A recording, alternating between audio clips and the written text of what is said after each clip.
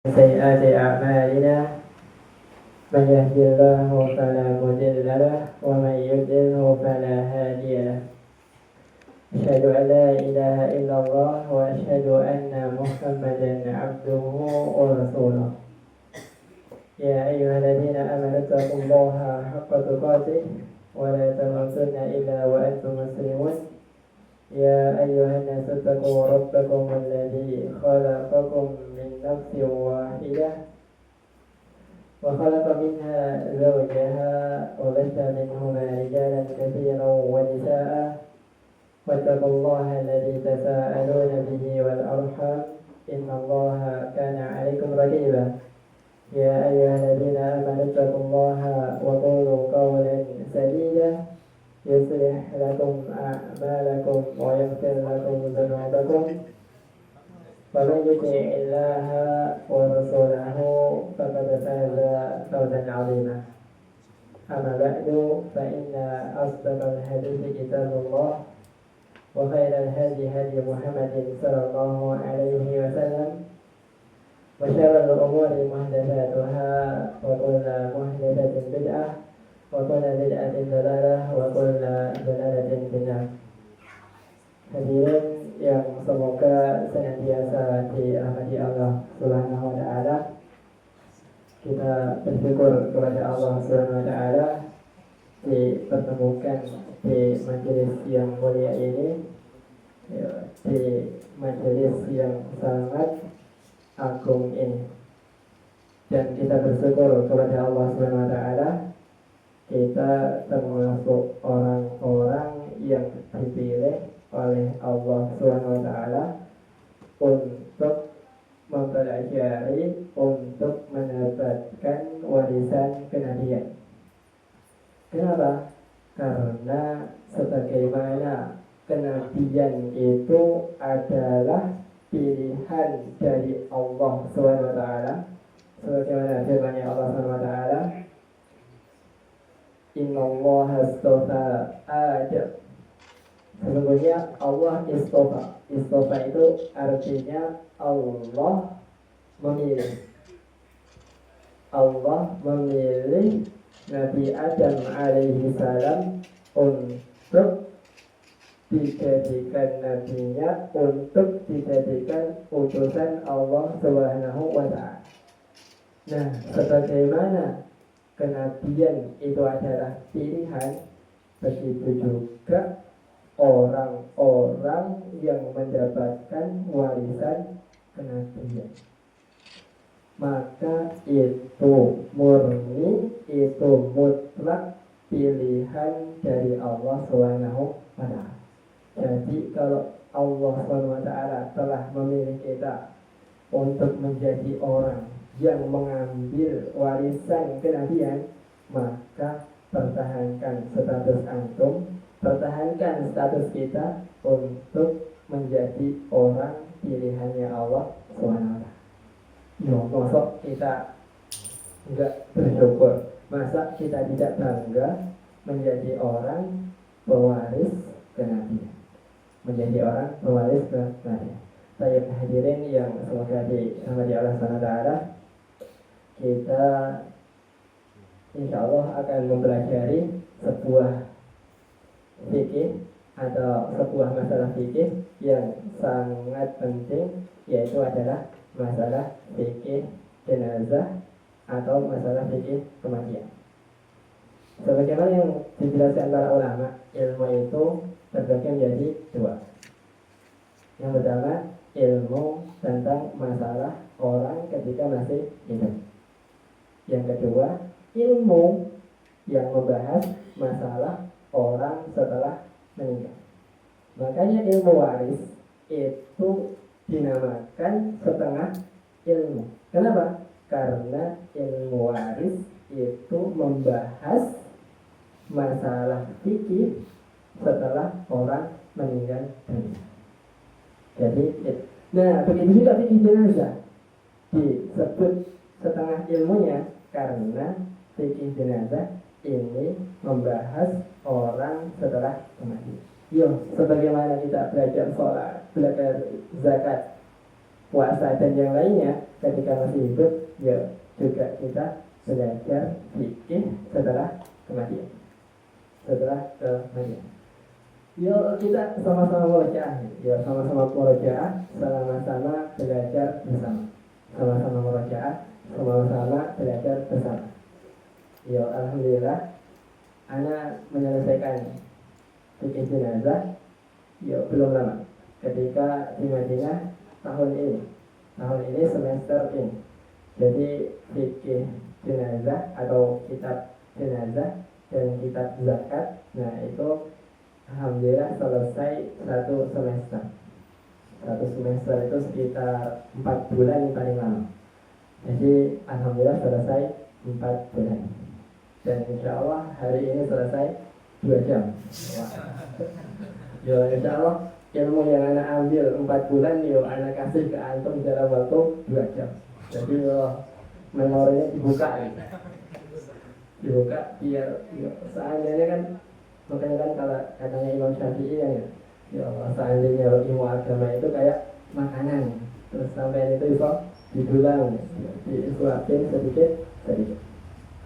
Baik, kita sebelum masuk ke intinya, ya. Sebelum masuk ke inti jenazah yang disampaikan oleh para ulama dalam masalah fikih jenazah atau kematian, nah itu tidak hanya orang setelah meninggal, tapi membahas orang sebelum meninggal. Membahas sebelum orang meninggal. Nanti sebelum itu ana tulis atau ada kaidah kecil tentang masalah fikih jenazah ini. Sebenarnya ini telah kita pelajari bersama dalam fikih waris. Nah, kaidahnya apa? Ini urutannya. Nah, itu adalah tajum. Nah,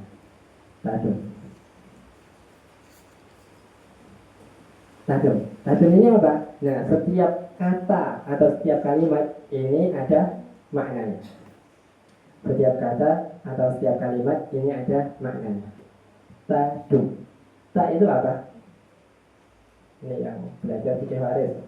Kayaknya perlu diuji juga. Ada yang masih ingat? Masya. Setelah ujian, masya. Kan gitu Pak. Sebelum ujian itu pelajaran itu masya, itu hafal semua. Tapi setelah ujian ya hilang kemana? Juara 1 ada. Kayaknya setelah juaranya diambil. Saya dari tajung ya. Nah, itu adalah tajhizul mayyit. Tajhizul mayyit itu adalah masalah urutan pengurusan jenazah. Jadi yang pertama kali dilakukan adalah ini tentang masalah harta. Yang pertama adalah pengurusan mayit.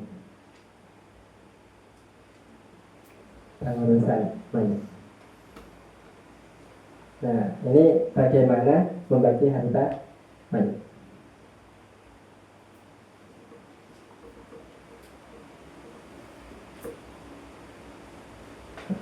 Kaidah ini anak ambil dari halaqah di Masjid Nabawi. Yang pertama kali itu adalah pengurusan mayit. Tak, itu tajhizul mayit. Dal itu adalah apa? Dain adalah hutang mayit. Yang ketiga itu adalah wasiat mayit. Yang terakhir adalah mirah. Tombaknya 3 pak ya. Yang keempat itu adalah mirah, warisan. Jadi bahasa Arabnya tajum. Kalau Indonesia PHWW, PHWW. Jadi harta mayit yang paling inti itu adalah untuk pengurusan jenazah. Nah, jadi pengurusan jenazah itu menggunakan hartanya si mayit. Kemudian kalau mayit itu nggak punya harta, maka orang yang menafkahinya. Kalau mayat nggak punya harta, maka kemudian apa?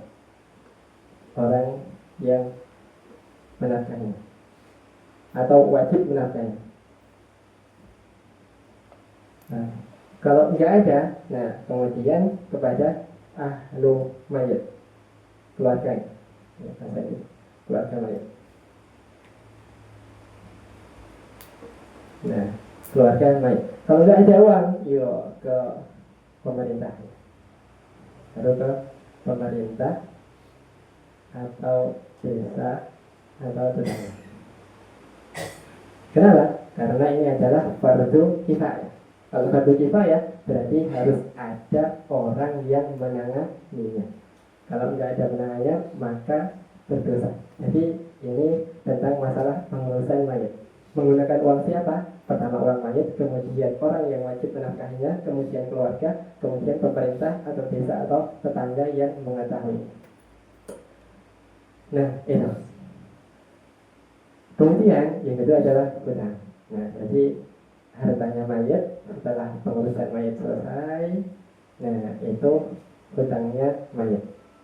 Hutangnya mayat nanti akan kita bahas. Kenapa? Karena kita bahas sekarang hadisnya. Kenapa? Karena jiwa seorang mukmin itu akan tertahan mendapatkan kenikmatan.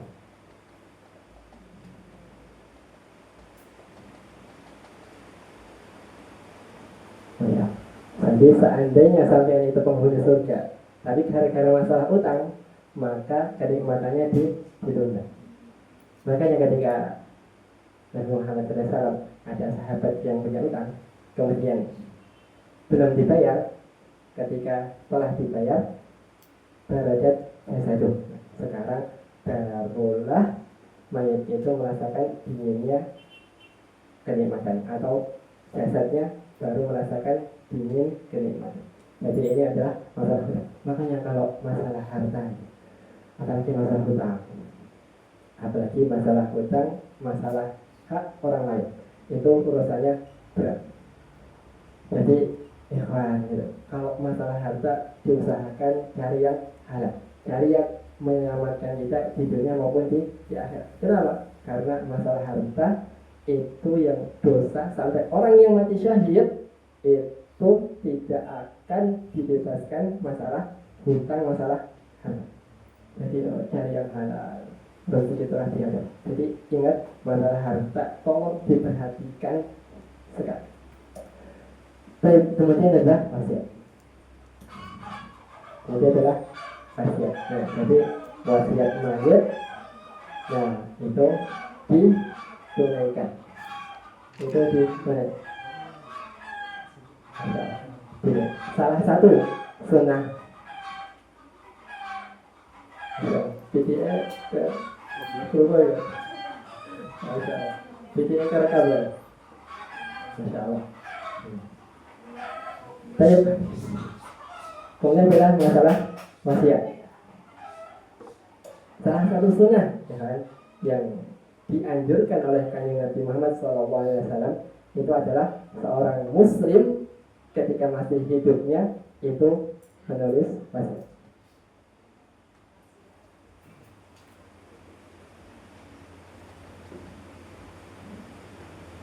Disunahkan menulis wasiat.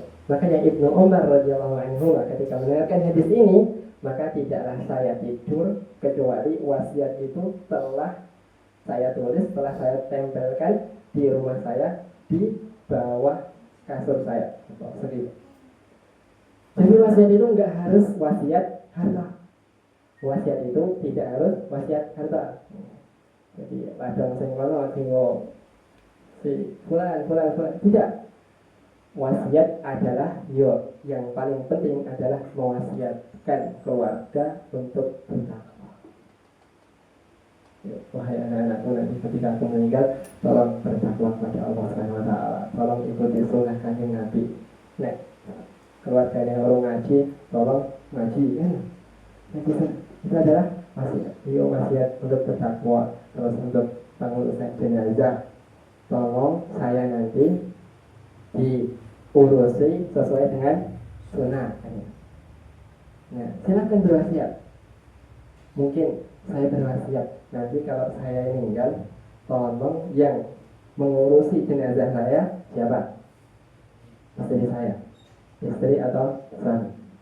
Kenapa? Karena salah satunya orang yang diwasiati oleh mayit itu orang yang paling berhak mengurus mayit tersebut. Orang yang paling berhak mengurus mayit tersebut. Sebagaimana diriwayatkan Abu Bakar itu berwasiat kalau meninggal yang mengurusi jenazahnya itu istrinya. Siapa istrinya? Asma.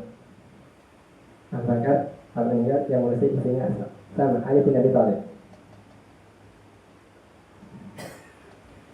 Ketika meninggal berwasiat yang mengurusi jenazah saya itu adalah istrinya. Siapa? Fatimah. Kenapa ya kawan? Nah, kenapa yang mengurusi harus suami atau istri? Ya enggak harus. Tapi sangat ditekankan. Kenapa? Karena suami istri itu tidak ada batasan aurat. Yang pertama. Yang kedua, suami istri adalah orang yang tahu akan aib-aib kita. Jadi kalau di tubuhnya ada kakean panu, kakean korengan, itu kalau istri kita udah lihat tiap hari. Tapi kalau orang lain belum tentu. Jadi ketika mana ini kaget ternyata bulan ini di tubuhnya ada kayak gini. Jadi, nah kalau suami istri, nggak perlu ada yang disembunyikan. Nggak ada yang perlu disembunyikan. Makanya, kita sekarang ibaratnya belajar mengurusi. Kenapa? Biar kalau istri kita yang meninggal, kita yang mengurusi. Kalau kita yang meninggal duluan, yang mengurusi istri kita. Kalau nggak ada istri yang bisa, silakan berwasiat siapa orang yang sangat percaya untuk mengurusi jenazah sampai salah satunya yang dilakukan adalah Anas bin Malik. Anas bin Malik itu ketika meninggal berwasiat yang mengurusi jenazahnya siapa? Orang yang paling teralim di masa itu siapa? Tabi'in Muhammad bin Sirin.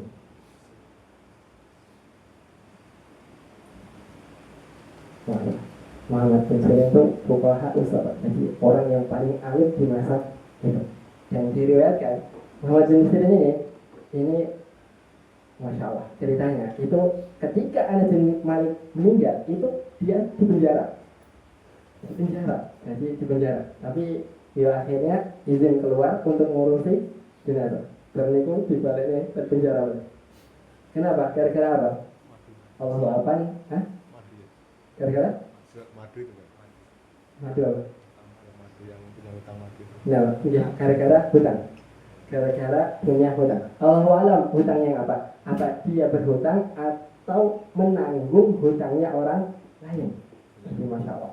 Jadi hutangnya orang lain ditanggung beliau. Akhirnya kan kalau nggak dibayar beliau yang ditahan.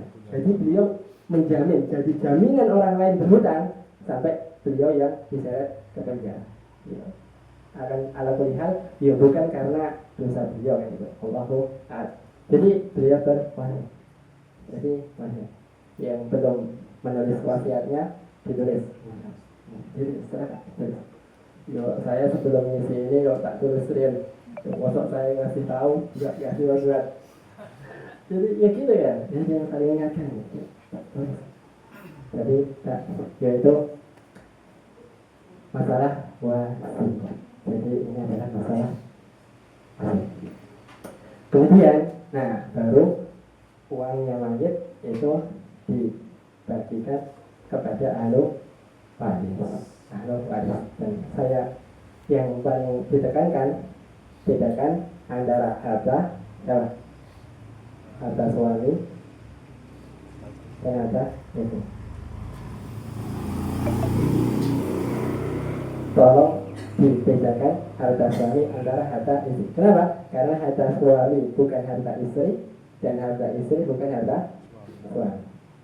Nah, itu nanti urusannya panjang dalam masalah warisan, dalam masalah warisan. Jadi ya intinya ini. Jadi ini diingat dalam masalah pembagian harta mayat setelah kematian.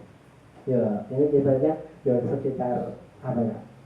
Gambaran gitu tentang gambaran Masya Allah dari awal sampai ya, nanti pembaca jadi agar punya gambaran besar, punya gambaran besar.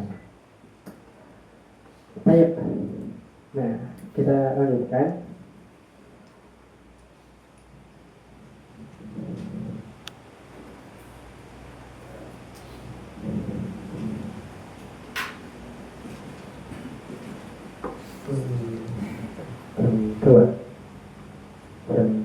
Jam 3, 1 jam setengah. Insya Allah 1 jam setengah. Praktek setengah jam cukup nggak? Cukup ya? Kalau nggak cukup tambah 1 jam. Ya, insya Allah kita selesaikan. Ya semoga selesai. Kalau nggak selesai, selesaikan.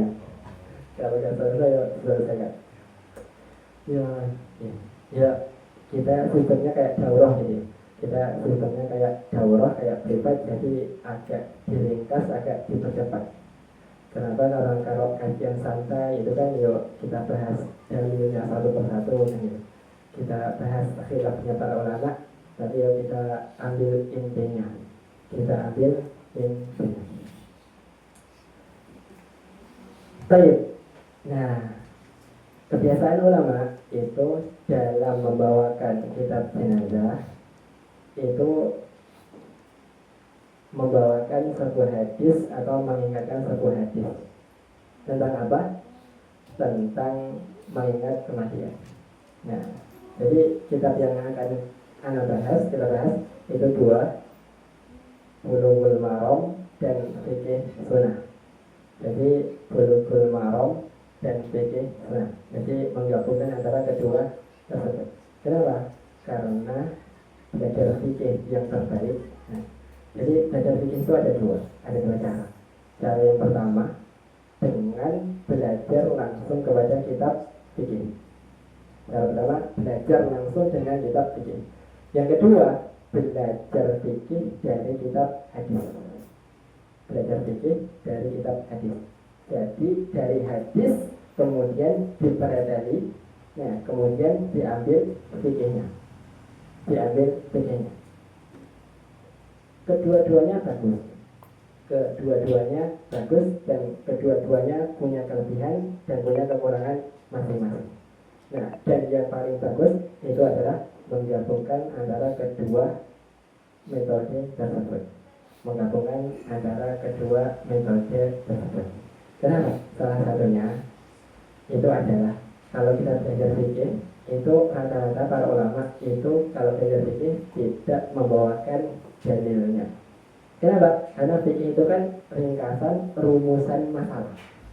Jadi rumusan masalah. Makanya kalau kitab-kitab fikih yang tersebar, katakanlah sholat dan yang lainnya, kitab fikih terus nggak ada dalilnya, yo ojo di seneni, jangan disalahkan. Kenapa? Ya karena tujuan mereka bawa kitab fikih atau membuat kitab fikih itu adalah agar manusia atau orang itu paham fikih secara garis besar, secara gampangnya. Jadi tidak disebutkan dalil. Nah, kenapa kita belajar dalil? Ya, masih banyak manfaatnya. Salah satunya adalah agar kita itu punya gambaran.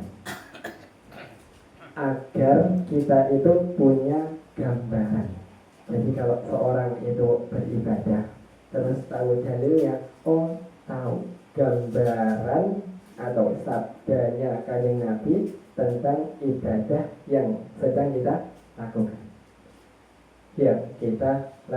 Begitu juga masalah mengurusi mayit. Nah, bagaimana kita itu mengurusi mayit? Sebagaimana yang terbayang sabda-sabdanya Kanjeng Nabi, sebagaimana terbayang bagaimana pengurusannya Kanjeng Nabi atau para sahabat dalam mengurusi mayit. Kenapa? Ya karena kan kalau kita cuma mengurusi, tapi enggak sadar, oh ini yang saya lakukan ini apakah ada tuntunannya atau cuma sekedar perkara mubah. Ini itu apakah ada tuntunannya atau cuma sekedar masalah yang mubah. Nah, intinya adalah kita punya gambaran besar. Kenapa? Karena setiap masalah dalam kitab jenazah itu ada hadis rujukan. Jadi ada hadis rujukan atau hadis utama inti dalam masalah tersebut. Dalam masalah tersebut. Ya nanti insya Allah kita pelajari. Itu nanti kalau sekitar sisa 40 menit diingatkan. Jadi ketika sisa 40 menit ingatkan kita belajar. Nah, jadi kebiasaan para ulama, salah satunya Ibnu Hajar, itu ketika membawakan kitab jenazah itu membawakan hadis sebelum orang tersebut meninggal dunia. Ketika orang tersebut meninggal dunia, makanya kayak Nabi Sallallahu Alaihi Wasallam bersabda dalam hadis yang pertama, "Akhiru dzikra hadhihi al-ladzat." Kalian itu perbanyak mengingat pemutus kelezatan. Perbanyaklah mengingat pemutus kelezatan. Jadi ada hadim dengan zal, itu adalah pemutus pemotong. Kalau menggunakan dal hadim, itu artinya perusak atau pemusnah kelezatan. Jadi intinya adalah perbanyaklah selalu mengingat pemutus kelezatan. Kenapa? Karena kalau kita selalu ingat, nah, dan perintah ini tidak hanya mengingat kematian, tapi apa? Perbanyak. Beda antara mengingat kematian dengan memperbanyak mengingat kematian. Perintahnya mengingat atau memperbanyak? Perbanyak. Mantap. Kayaknya kita nggak termasuk dalam hadis ini. Kenapa? Karena perintahnya perbanyak, enggak hanya mengingat. Jadi perbanyak mengingat kematian. Kenapa? Salah satunya disebutkan dalam hadis, tidaklah seorang itu mengingat ketika obyek, ketika lagi kena musibah, ketika masa sempit, maka hati akan terasa lapang. Jadi ketika kena musibah atau masa sempit, ingat kematian. Kenapa? Ya, karena dunia ini cuma sementara. Ujian ini cuma sementara. Oh iya, tujuan Anda itu adalah kematian, kembali kepada Allah. Dan selesai. Makanya kalau dunia itu masalah. Jadi, dunia itu terlalu rendah untuk membuat seorang mukmin itu bersedih. Dunia itu terlalu rendah kalau sampai membuat seorang muslim itu bersedih. Tapi kenyataannya kehilangan satu sewa mana? Ini kok nyesalnya seminggu hilang. Nanti saja. Kenapa? Ingat kematian. Ingat kematian. Kalau lagi kena musibah itu akan merasa lapang. Kenapa? Oh iya, batasan anak itu bukan di dunia. Oh iya, dunia itu ujian. Jadi ingat kayak gitu. Jadi merasa bahagia, merasa lapang. Nah, kalau sedang bahagia ingat kematian, oh ingat, oh kebahagiaan ini cuma sementara. Oh iya, kebahagiaan yang hakiki itu adalah ketika setelah kematian. Jadi seorang mukmin itu selalu ingat seperti itu. Selalu ingat seperti itu dan perintahnya perbanyak. Jadi garis bawah. Mungkin itu yang hadis pertama. Hadis yang kedua itu adalah masalah hukum menginginkan kematian. Hadis yang kedua, hukum menginginkan kematian. Rasulullah Sallallahu Alaihi Wasallam bersabda, la yatamannayanna ahadukumul mauta lidurrin nazalat bih, janganlah kalian itu berkeinginan, berkhayal, berharap kematian terhadap musibah yang menimpa. Jadi seorang muslim itu dilarang mengharapkan atau berdoa kematian ketika mendapatkan musibah atau mendapatkan sakit. Jadi itu dilarang. Kenapa? Kenapa salah satunya? Ada yang tahu? Ada yang tahu? Karena dalam hadis fa'inkan muhsinan la'allahu yazdad atau yazid. Karena kalau seorang itu adalah orang yang baik, maka hidup itu akan menambah budi-budi pahalanya. Dan apabila seorang itu adalah seorang yang jahat, maka seandainya atau bisa saja orang tersebut bisa bertobat. Jadi kemungkinannya kalau mukmin itu menambah amalan, kalau orang yang kurang baik mungkin beliau itu bisa bertobat. Nah, sebenarnya masalah ini masalah. Nah, apabila ditimpa musibah, ada sedikit perselisihan para ulama. Apakah seorang mukmin itu boleh mengharap kematian kalau tidak mendapat musibah? Apakah seorang mukmin itu boleh mengharapkan kematian? Yo, ibaratnya wes kesel urip tendunya. Kesel aku pengen mati ya. Kesel itu bukan karena musibah, tapi karena wes males urip tendunya. Nah, ini yang diperselisihkan para ulama. Diperselisihkan para ulama. Akan tetapi Allah alam yang lebih baik itu tidak mengharap kematian. Kenapa? Karena kalau orang itu baik, dia tidak tahu apa yang terjadi kalau dia itu masih hidup. Boleh saja kalau orang itu baik, maka pahalanya bisa bertambah, derajatnya bisa bertambah. Ini yang kedua. Yang ketiga, mengharap kematian apabila takut terkena fitnah. Apabila terkena fitnah. Jadi terkena fitnah. Wa in aradta bi'abdika fitnatan faqbidni ilaika ghayra maftunin. Jadi salah satu doanya Kanjeng Nabi, ya Allah, apabila engkau menghendaki hambamu yang lainnya atau diriku fitnah, maka matikanlah aku dalam keadaan tidak terkena fitnah tersebut. Ya sama, kan salah satunya yang terkenal dalam Al-Quran itu kisahnya siapa? Kisahnya siapa? Yang mengharap kematian? Siapa? Bukan. Perempuan yang disebutkan dalam Al-Quran siapa? Perempuan yang disebutkan dalam Al-Quran siapa? Maryam. Ya laitani mitu qabla hadza wa kuntu nasyan mansiyya. Ketika Maryam itu mengandung tanpa seorang bapak. Masya Allah, perempuan mengandung tanpa seorang bapak. Kalau ketahuan masyarakat, pikirannya berzina. Ya Allah, seandainya aku meninggal sebelum kejadian ini. Jadi Maryam mengharapkan kematian bukan karena musibah, tapi karena takut terkena fitnah.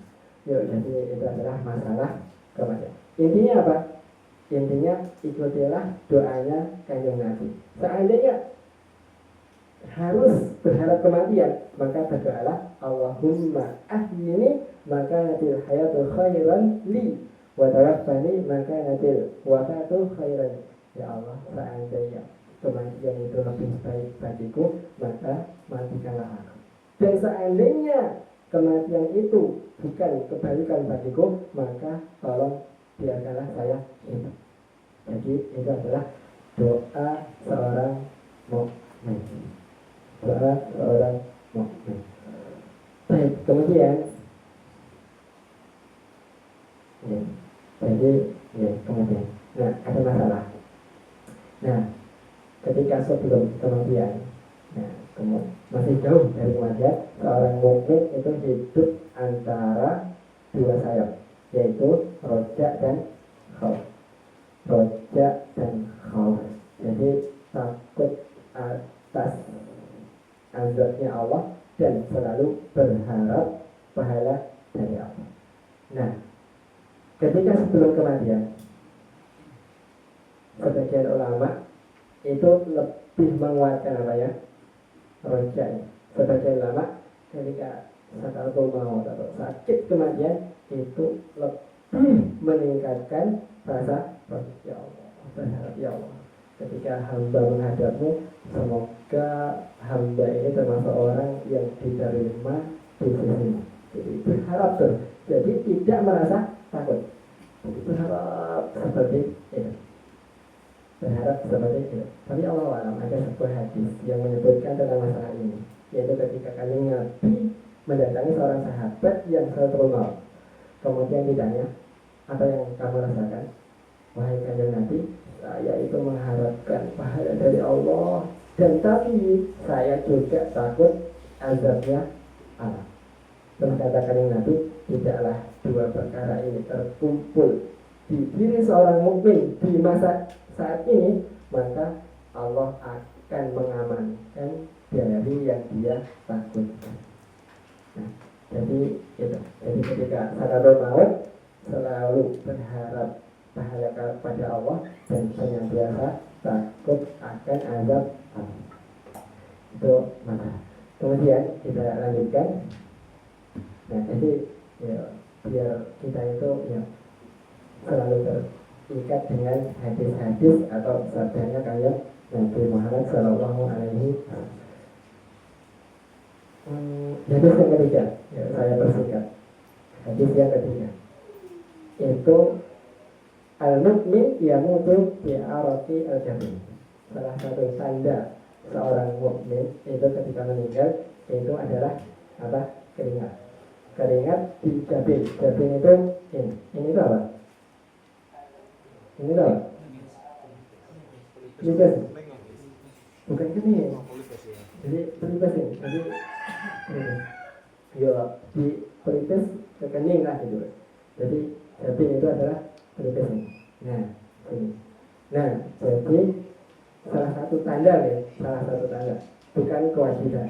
Salah satu tanda orang mukmin itu ketika meninggal itu ada keringat. Ya semoga kalau ada orang ikhwan atau yang meninggal dalam keadaan seperti itu, ya semoga termasuk orang yang dirahmati oleh Allah Subhanahu wa Ta'ala. Kemudian hadis yang selanjutnya itu adalah masalah mentalkin mayit.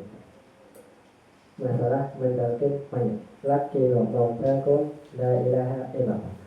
Talkinkanlah mayit la ilaha illallah. Nah, la ilaha illallah. Kenapa? Karena kalau barang siapa yang terakhir kalimatnya di dunia ini la ilaha illallah, maka dijamin surga. Dijamin surga. Dan sangat jarang atau minim orang yang mengucapkan atau mampu mengucapkan la ilaha illallah ketika sebelum meninggal. Ya makanya kita berdoa, kita latihan ya, dengan banyak beribadah berdoa, ya Allah semoga perkataan terakhirku kelak di dunia itu la ilaha illallah. Hampir jarang kita temui orang yang meninggal sanggup mengucapkan la ilaha illallah. Kemudian masalah yang salah dalam mentalkin itu adalah apa? Yang salahnya adalah itu terlalu terburu-buru. Jadi apalagi yang mentalkinnya talkin jamaah. Ya, semuanya mentalkinkan la ilaha illallah, la ilaha illallah. Nah ini salah. Kenapa? Karena mayit sangat mustahil bisa meniru yang seperti itu. Karena ketika sakaratul maut itu masa yang genting, yang mayit itu itu enggak sanggup sadar. Jadi di alam bawah sadar. Maka ya la ilaha Inlock. Jadi pelan sekali dibisikkan, bukan semua yang hadir mentading. Ini salah. Kemudian hadis yang selanjutnya, jadi Ibnu Hajar membawakan masalah membaca surat Yasin sebelum meninggal. Nah, membaca surat Yasin sebelum meninggal, bedakan antara membaca Yasin sebelum meninggal dan membaca surat Yasin setelah meninggal. Kenapa? Karena hukumnya berbeda jauh.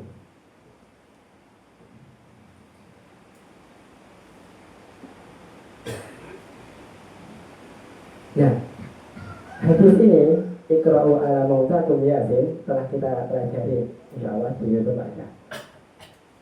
Hadis ini diperselisihkan para ulama tentang kesahihan. Seandainya kan ibarat, seandainya pun sahih, maka di sini mautakum bacalah kepada mayit kalian Yasin, itu adalah mayit sebelum meninggal. Kenapa? Ya sama kayak hadis yang sebelumnya. Lakinu mau talkin kalah mayit. Ya, maksudnya mentalkin mayit di sini adalah sebelum meninggal. Nek ditalkin setelah meninggal yo, nek dijawab yo madani. Ditalkin setelah meninggal yo dijawab madani. Makanya ditalkin itu sebelum meninggal. Ya sama membaca surat Yasin itu sebelum meninggal. Nah, masalah ini diperselisihkan para ulama, ada dua pendapat. Pendapat mayoritas para ulama itu tidak menyunahkan. Pendapat mayoritas ulama tidak menyunahkan membaca surat Yasin kepada mayit. Kenapa? Karena sunnah sebelum meninggal itu apa? Talqin bukan Yasin. Tapi sebagian membolehkan. Kenapa? Karena ketika roh itu susah, ibaratnya sakatul maut gitu, susah meninggal. Itu ketika dibacakan Al-Quran, maka apa? Hatinya akan tenang. Ala dzikrillahi tatma'innul. Nah, karena Quran itu menenangkan hati, nah, makanya yang beranggap mensunahkan membaca Yasin sebelum meninggal itu agar mayat itu tenang. Dan ini yang dipilih sebagian para ulama tadi. Para ulama tadi.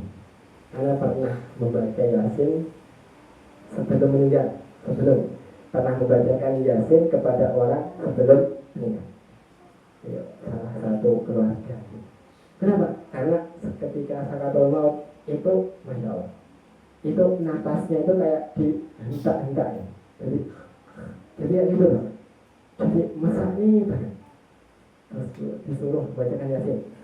Yo, karena sebelum meninggal, nah, yo belum ya, bukan setelah. Sebelum, yo akhirnya tak bacakan Yasin. Tak bacakan Yasin.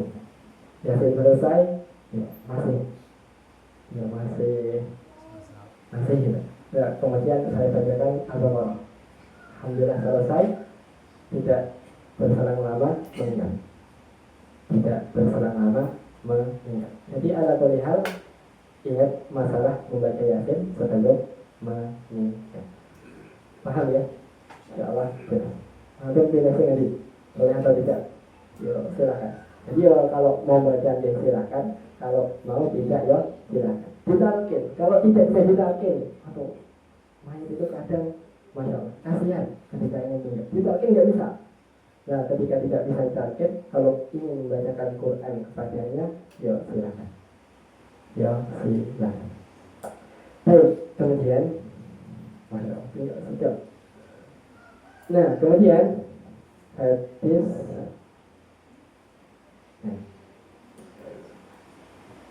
Hadis yang selanjutnya, nah ini adalah salah satu adab atau etika setelah orang itu meninggal. Kalau tadi kan sebelum meninggal, kalau sekarang setelah meninggal. Hadis Ummu Salamah.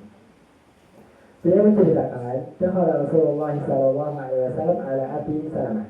Rasulullah itu datang kepada Abu Salamah. Waqad syaqqa basarahu, ketika Abu Salamah itu atau sakit parah menjelang kematian.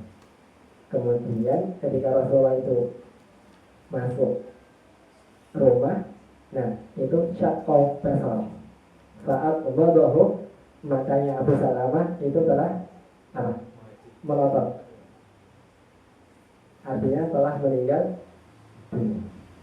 Saat wadahu, kemudian Rasulullah apa? Siapa? Ditutup. Ya, jadi ini adalah salah satu yang kita lakukan ketika tadi sebelum, sekarang setelah meninggal, itu dipejamkan matanya. Nah itu dipilih terus. Kenapa? Karena susah. Jadi ketika mata telah melotot itu kadang susah untuk ditutup. Jadi dipilih pelan-pelan sampai mata itu menutup kembali. Itu pelan-pelan. Kemudian Rasulullah berkata, Inna ruha idakum bila tabi'ahu al-qasar. Roh itu ketika dicabut mengikuti panas. Jadi ketika roh itu dicabut, mata itu melihat kemana perginya roh tersebut. Sebagaimana hadis Barok bin Azib tentang menceritakan bagaimana roh seorang itu tidak ada malaikat di kanan di kiri. Kemudian ya, keluarganya berteriak. Kemudian Rasulullah berkata, la taja'u ala anfusikum illa bi khair. Janganlah kalian berkata-kata atau mendoakan kecuali kebaikan. Kenapa? Karena malaikat itu mengaminkan apa yang kalian katakan. Jadi karena malaikat mengaminkan apa yang kalian katakan. Jadi jangan berkata-kata yang tidak baik. Jadi jangan mengeluh. Mas, omayaron jadi sawit terus dipanen ya mas. Terus meninggal. Jadi jangan mengatakan yang tidak benar. Kemudian Rasulullah mendoakan mayit tersebut. Jadi disunahkan ketika mayit meninggal itu didoakan. Kenapa? Didoakan. Karena doa pada saat itu diaminkan oleh Allah. Jadi doakan. Ya Allahumma ighfir li Abi Salamah warfa' darajatahu fil mahdiyyin wafsah lahu fi qabri. Salah satu doanya kan, ketika meninggal, inna lillahi wa inna ilaihi raji'un. Kemudian berkata, Allahumma ighfirli fi musibati wa akhlif li khairan minha. Allahumma ighfirli fi musibati wa akhlif li khairan minha. Sampai apa enggak? Doa ini apa lu? Kebangetan. Kenapa? Karena doanya sangat bagus. Allahumma jurni fi musibati wa akhlif li khairan minha. Nek ora iso bahasa Arab yo bahasa Indonesia.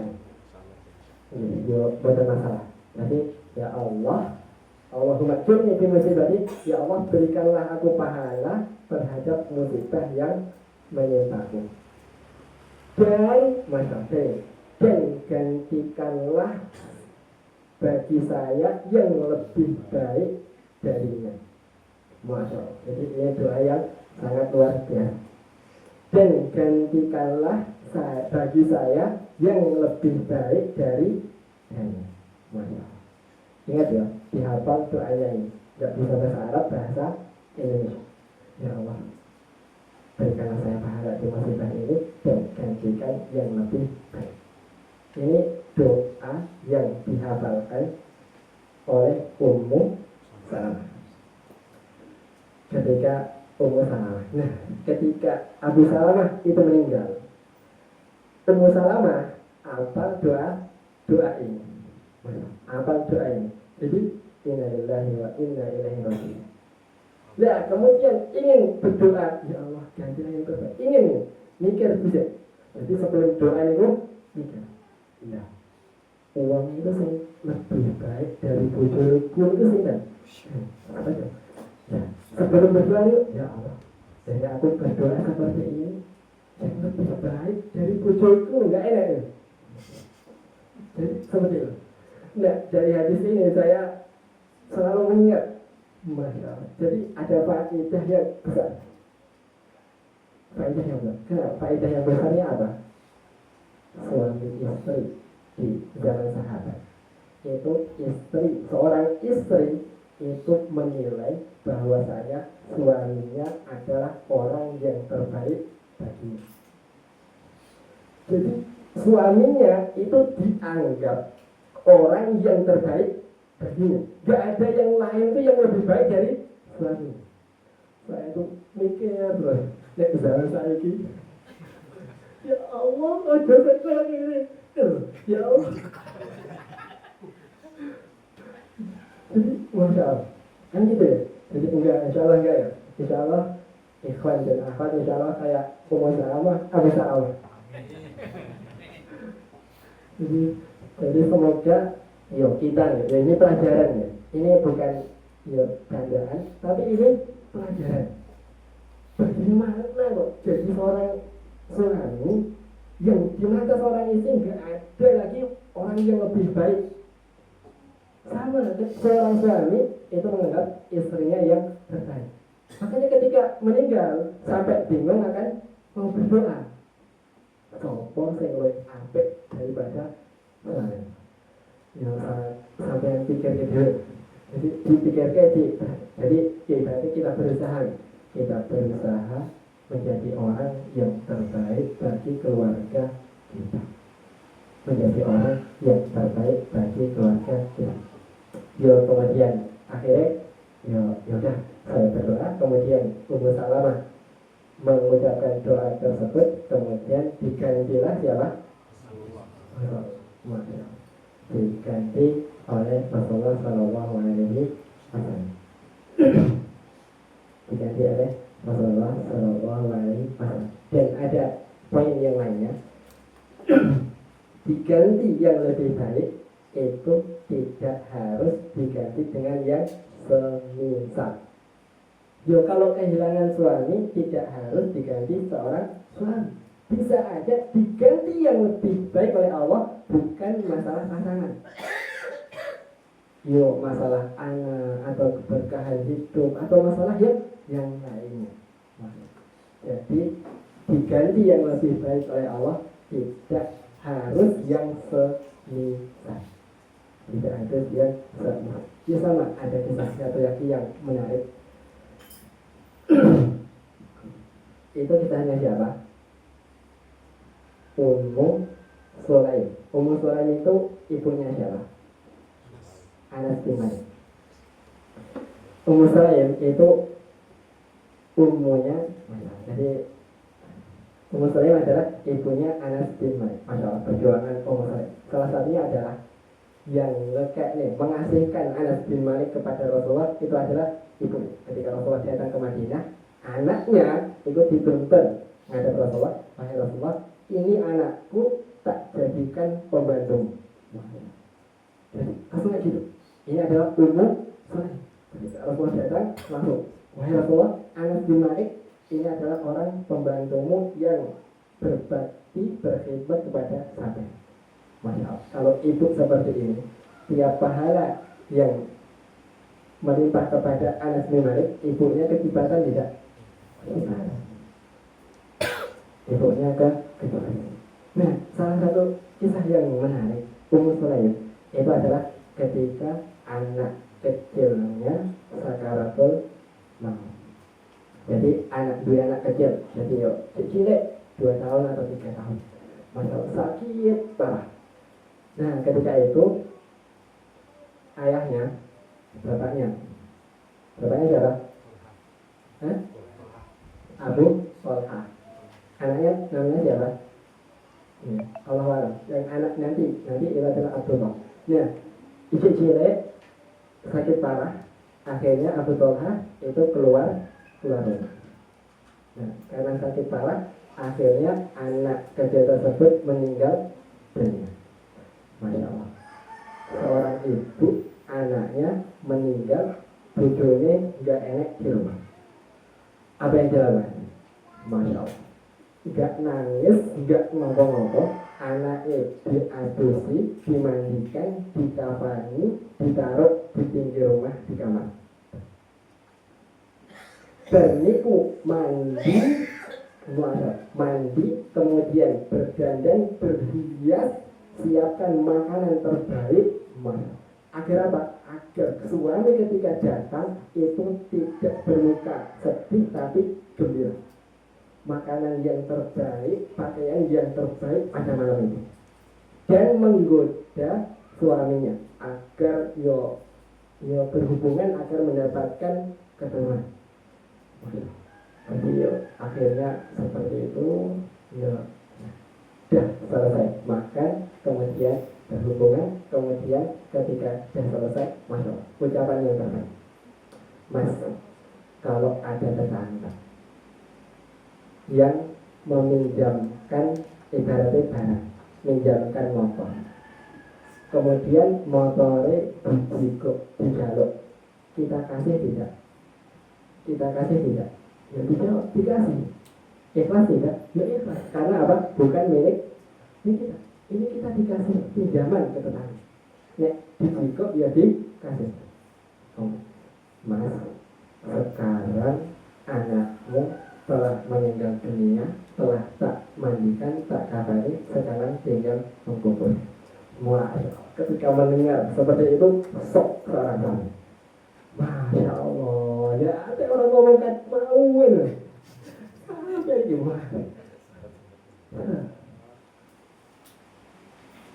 Gimana coba sedihnya butuh, tapi bagaimana ketabahan seorang kalau punya istri seperti itu, ya walaupun nangis wajar, nangis itu banyak, tapi ibaratnya Sulaim itu ibaratnya ingin naik ke derajat orang yang sabar dan ridho. Ya, jadi sampai seperti itu. Ya, dikuburkan, kemudian mengadu kepada Rasulullah. Ya, Rasulullah cuma senyum, kemudian mendoakan barakallahu fi lailatikuma. Jadi didoakan, semoga Allah memberkahi apa yang kalian lakukan di malam hari ini. Semoga Allah memberkahi hubungan badan kalian berdua. Dan doanya Rasulullah itu mustajab.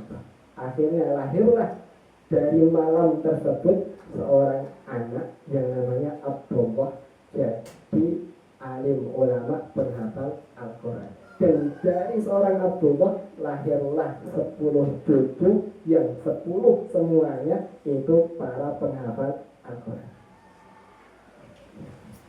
Salah satunya dari pengorbanan pemikiran. Ya namanya kemuliaan itu yang diraih dengan pengorbanan.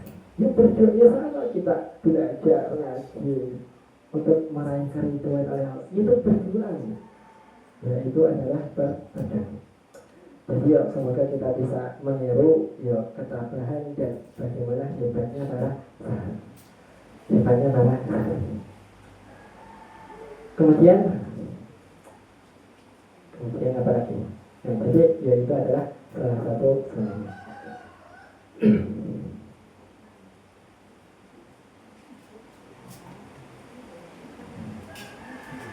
Kemudian hadis yang selanjutnya itu adalah apabila Rasulullah SAW itu ketika meninggal itu sukia bibur din hibarah, ketika meninggal itu dibungkus atau ditutupi dengan pakaian hibarah. Hibarah ini adalah pakaian yang berlirik. Nah, jadi salah satu sunnah ketika tadi meninggal itu matanya ditutup. Nah, kemudian yang dijelaskan para ulama itu mulutnya. Nah, makanya kan mulutnya diikat. Kenapa? Biar mulutnya tidak terbuka. Nah, makanya matanya ditutup, terus mulutnya ditarik ke atas. Ke atas. Yang kemudian baru ditutup kain. Nah, ditutup kain. Nah, jadi insya Allah itu sebelum kematian dan setelah kematian. Kemudian jam 3 nanti insya Allah praktek. Masih ada 10. Jadi kita bahas singkat tentang mekanisme atau hadis-hadis yang menjelaskan tentang syarat-syarat tentang memandikan, mengkafani, mengkubur. Semoga selesai.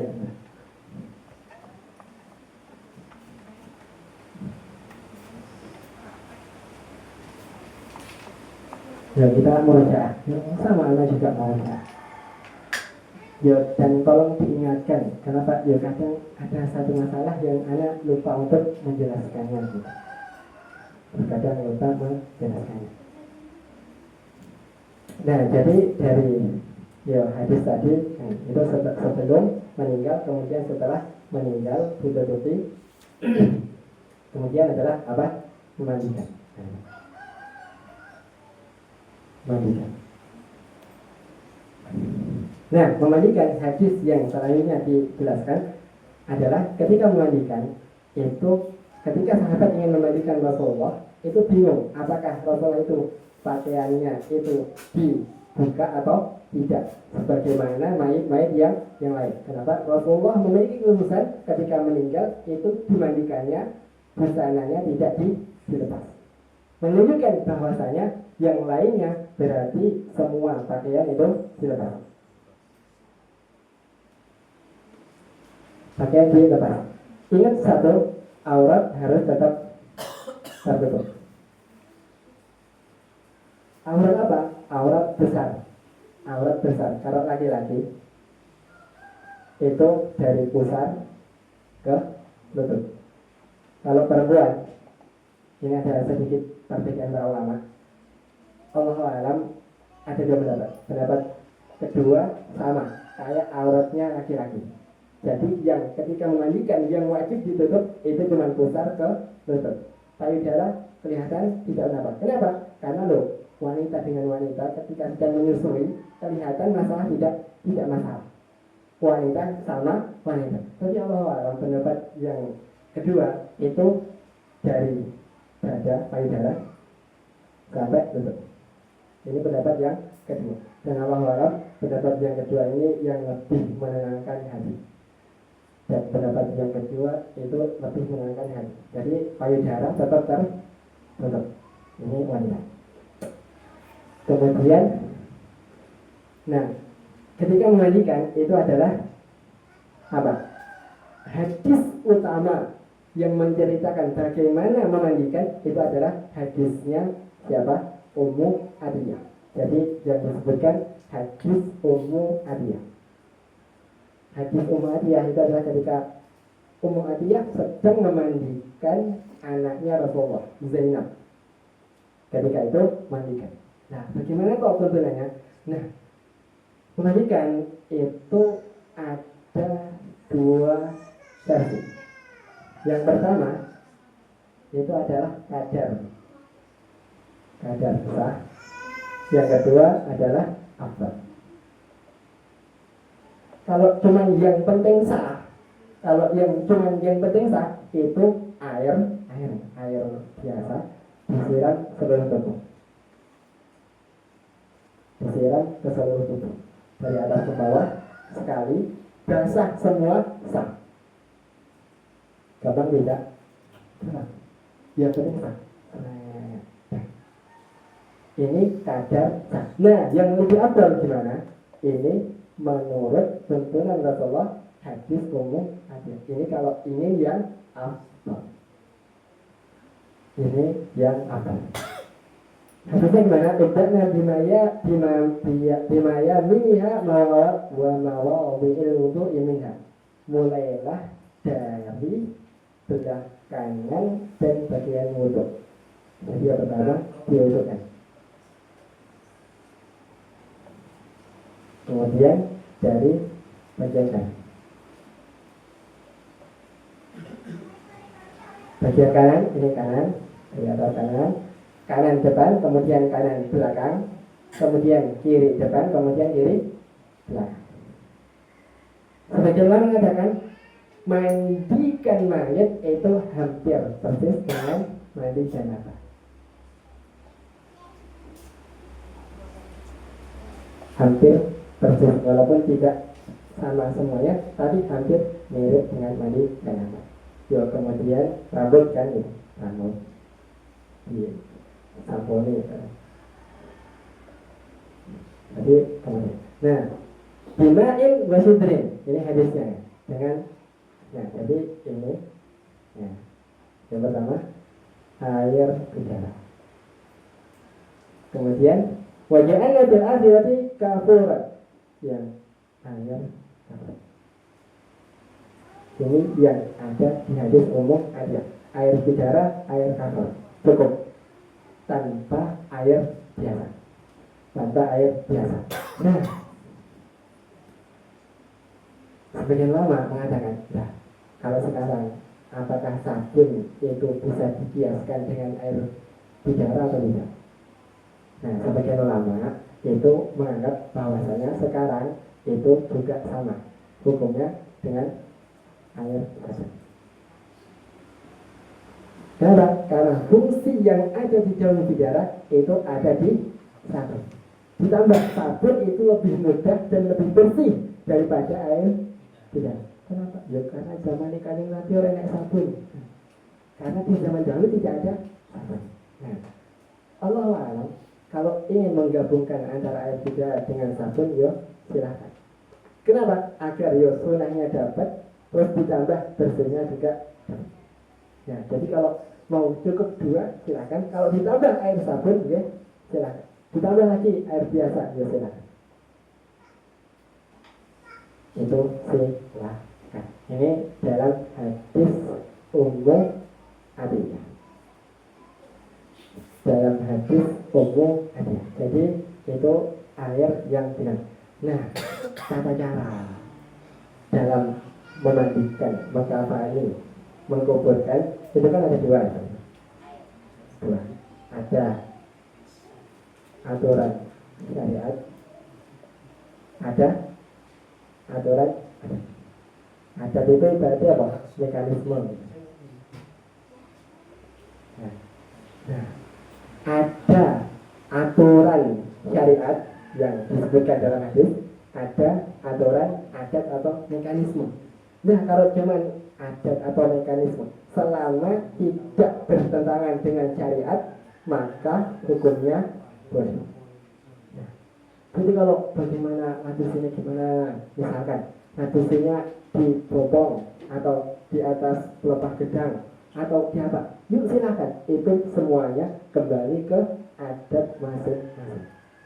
Makanya salah satu nasihat dari Ustaz Ahmad Sadiq, ya, Ustaz kami, beliau adalah yang paling menekankan adat masyarakat itu kalau tidak bertentangan dengan syariat, jangan diselesaikan. Adat masyarakat kalau sampai itu belum nah ini dan juga faedah dari Ustaz Soleh Usaid ini. Adat masyarakat kalau tidak sampai ke haram itu jangan diselisih. Kenapa? Karena Kanjeng Nabi juga dalam masalah bentuk Ka'bah itu tidak menyelisihi kaum Quraisy. Ingat, adat yang tidak bertentangan jangan diselisih, kecuali yang bertentangan dengan jadi ini tolong perhatikan. Kenapa? Yuk sebagian membutuhkan dengan keran atau dengan siwor atau dengan ceret kan ini. Kebiasaannya dengan ceret silakan, tidak masalah. Selagi tidak bertentangan dan tidak ada keyakinan itu lebih apa? Sama kayak keranda kan tadi ditutupi dengan kain hijau. Nah, kain hijau. Nah, apakah harus? Nah, tidak ya, tapi karena kebiasaannya kain hijau, yuk silakan. Ya silakan. Tapi yang perlu diperhatikan itu ada la ilaha illallah kan ya. Nah, dan itu ada ayat-ayat ya lafaz Allah. Dan lebih baik itu nggak usah ditulis. Kenapa? Ya karena kadang dibuang, kadang ditaruh. Padahal itu ada lafaz Allah. Jadi ini mekanisme. Jadi kalau mekanisme ya kadang daerah sini dengan daerah yang lain itu berbeda. Ya silakan. Yang penting aturan syariat tetap dijaga kalau ingin yang lebih abad. Jadi ini alatnya, ini. Nah, Insya Allah nanti ya praktek sekaligus saya terangkan. Ya, karena tidak wait, jadi ya praktek sekalian saya jelaskan. Ya karena waktunya minim, insya Allah jelaskannya sekalian praktek. Jadi jelaskannya sekalian praktek. Ya walaupun mungkin ada kekurangan atau sebagian materi yang tidak disampaikan, karena kan beda antara materi dengan praktek. Baik, kita cukupkan materinya, kemudian kita ke lapangan. Gimana? Di luar apa di dalam? Di luar. Baik, di luar.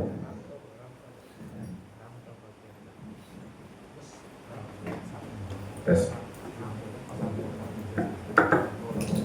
Masyarakat itu ketika memandikan di hadapan kita atau tidak? Kalau di hadapan kita, nah mengikuti kebiasaan masyarakat, selama tidak mesti silahkan di hadapan kita. Kalau di hadapan kita mana? Berarti kaki ini yang menghadap kita. Sebagaimana mengkiaskan itu adalah ketika sebelum sangat laut tadi ada masalah yang belum saya sampaikan. Ketika sampai laut itu disunahkan menghadap kita. Dan menghadap kita itu ada dua cara. Cara yang pertama itu dengan sebelah kanan itu di bagian bawah. Ini cara pertama. Yang kedua itu kaki yang menghadap ke kita.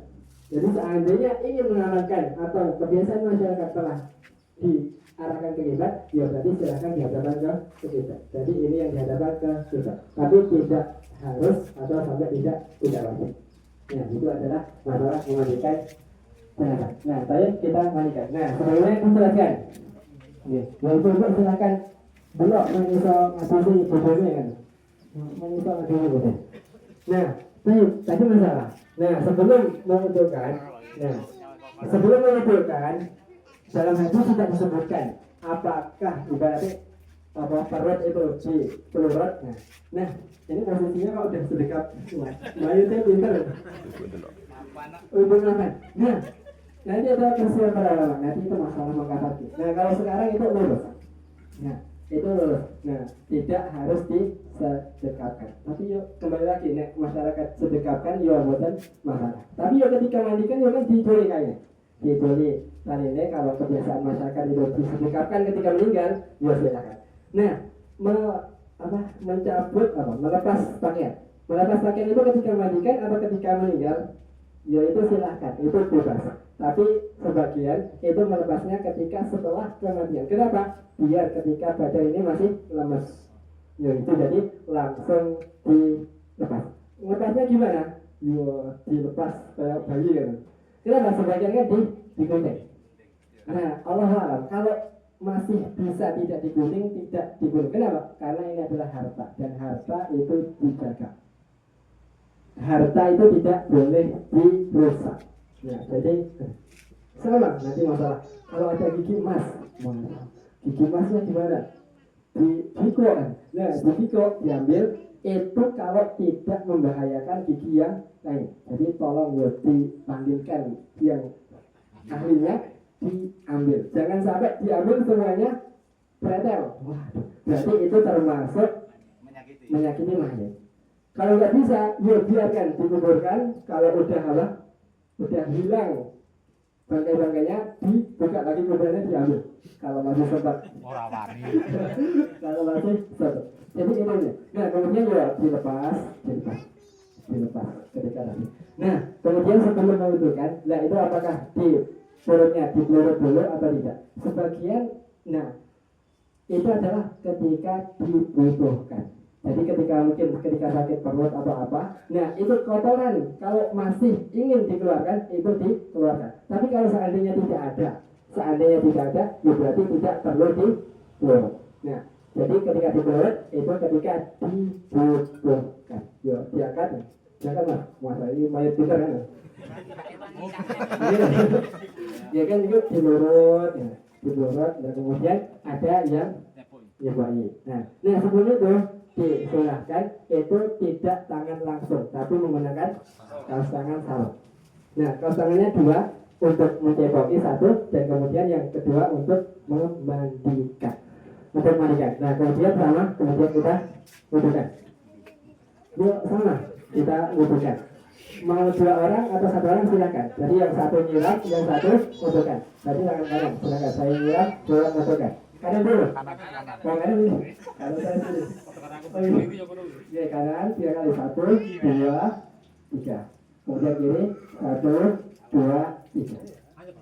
Nah kemudian kumur. Kamu dulu iso. Nah ini pakai dulu, ini pakai. Nah kemudian pakai apa? Kain. Pakai kain, mana kainnya? Ya pakai kain, dan kemudian dibersihkan. Kemudian dibersihkan sama. Itu pakai tisu dibersihkan. Iya, kain atas itu di posisi tayamumnya, kemudian kita juga sama, dan kemudian muka sama, tidak 3 kali, saya 3 kali. Tutup ya hidungnya. Iya, biar nggak masuk. Kalau nggak memasukkan air dalam hidung nggak boleh, merusak mayat. Gitu ya. Makanya kata masak nih, kesulitan muah, kalau mayat sampai kelopotan muah, kelopotan muah.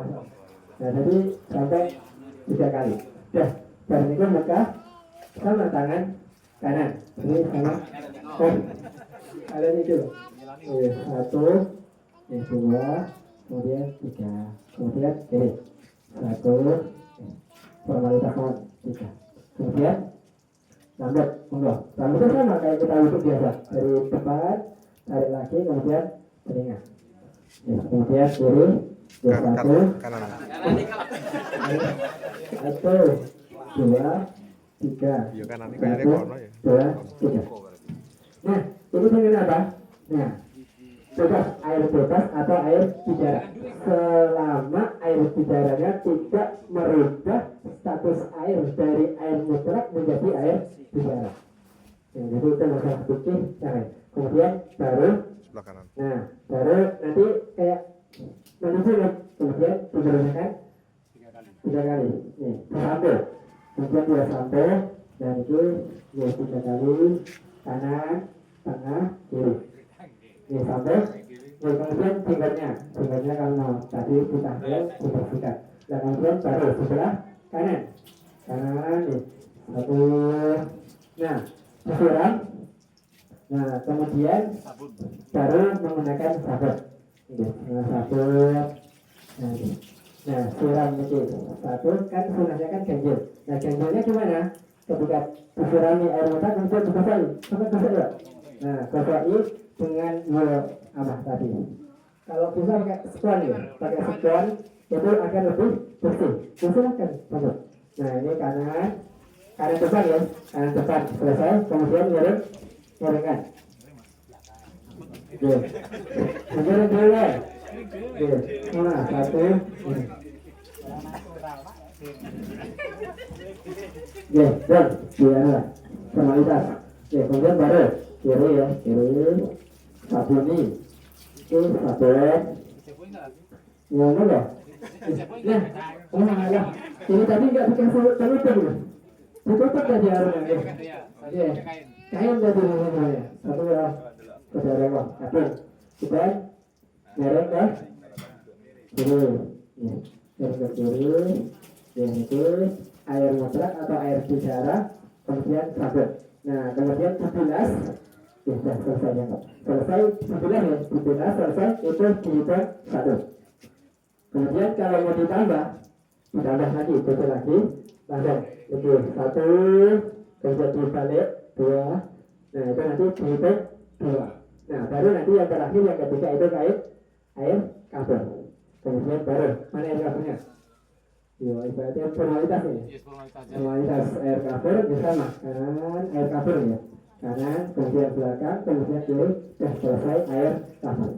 Tapi covernya ada lima masalah, karena cover itu fungsinya 2, sebagai wangi-wangian dan sebagai pengawet mayat. Jadi covernya ada, itu enggak masalah. Kemudian di handukkan. Ada yang mana? Enggak ada handuk. Apal. Ya, jadi dihandukkan. Kemudian dihandui dan kemudian ada jarak yang baru, kemudian ditutupi yang tadi dilepas. Ya, sudah selesai. Kemudian masalah mengkapan. Ada masalah dalam mandikan? Ada masalah? Enggak. Nah, wudu itu ada 2 pendapat sebenarnya. Apakah wudu itu di awal atau di akhir? Nah, ada 2 pendapat, sebagian di awal, sebagian di akhir.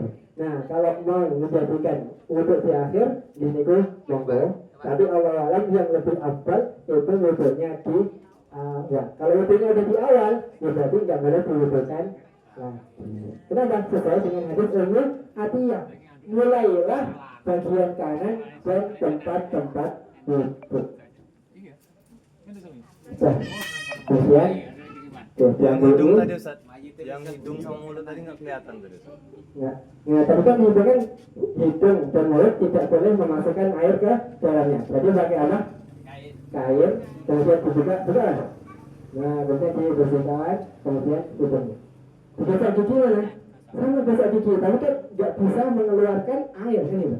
Yang tadi pakai kain, jadi dibersihkan. Jadi dibersihkan. Ingat jangan memasukkan air ke dalam mayat, itu nggak boleh.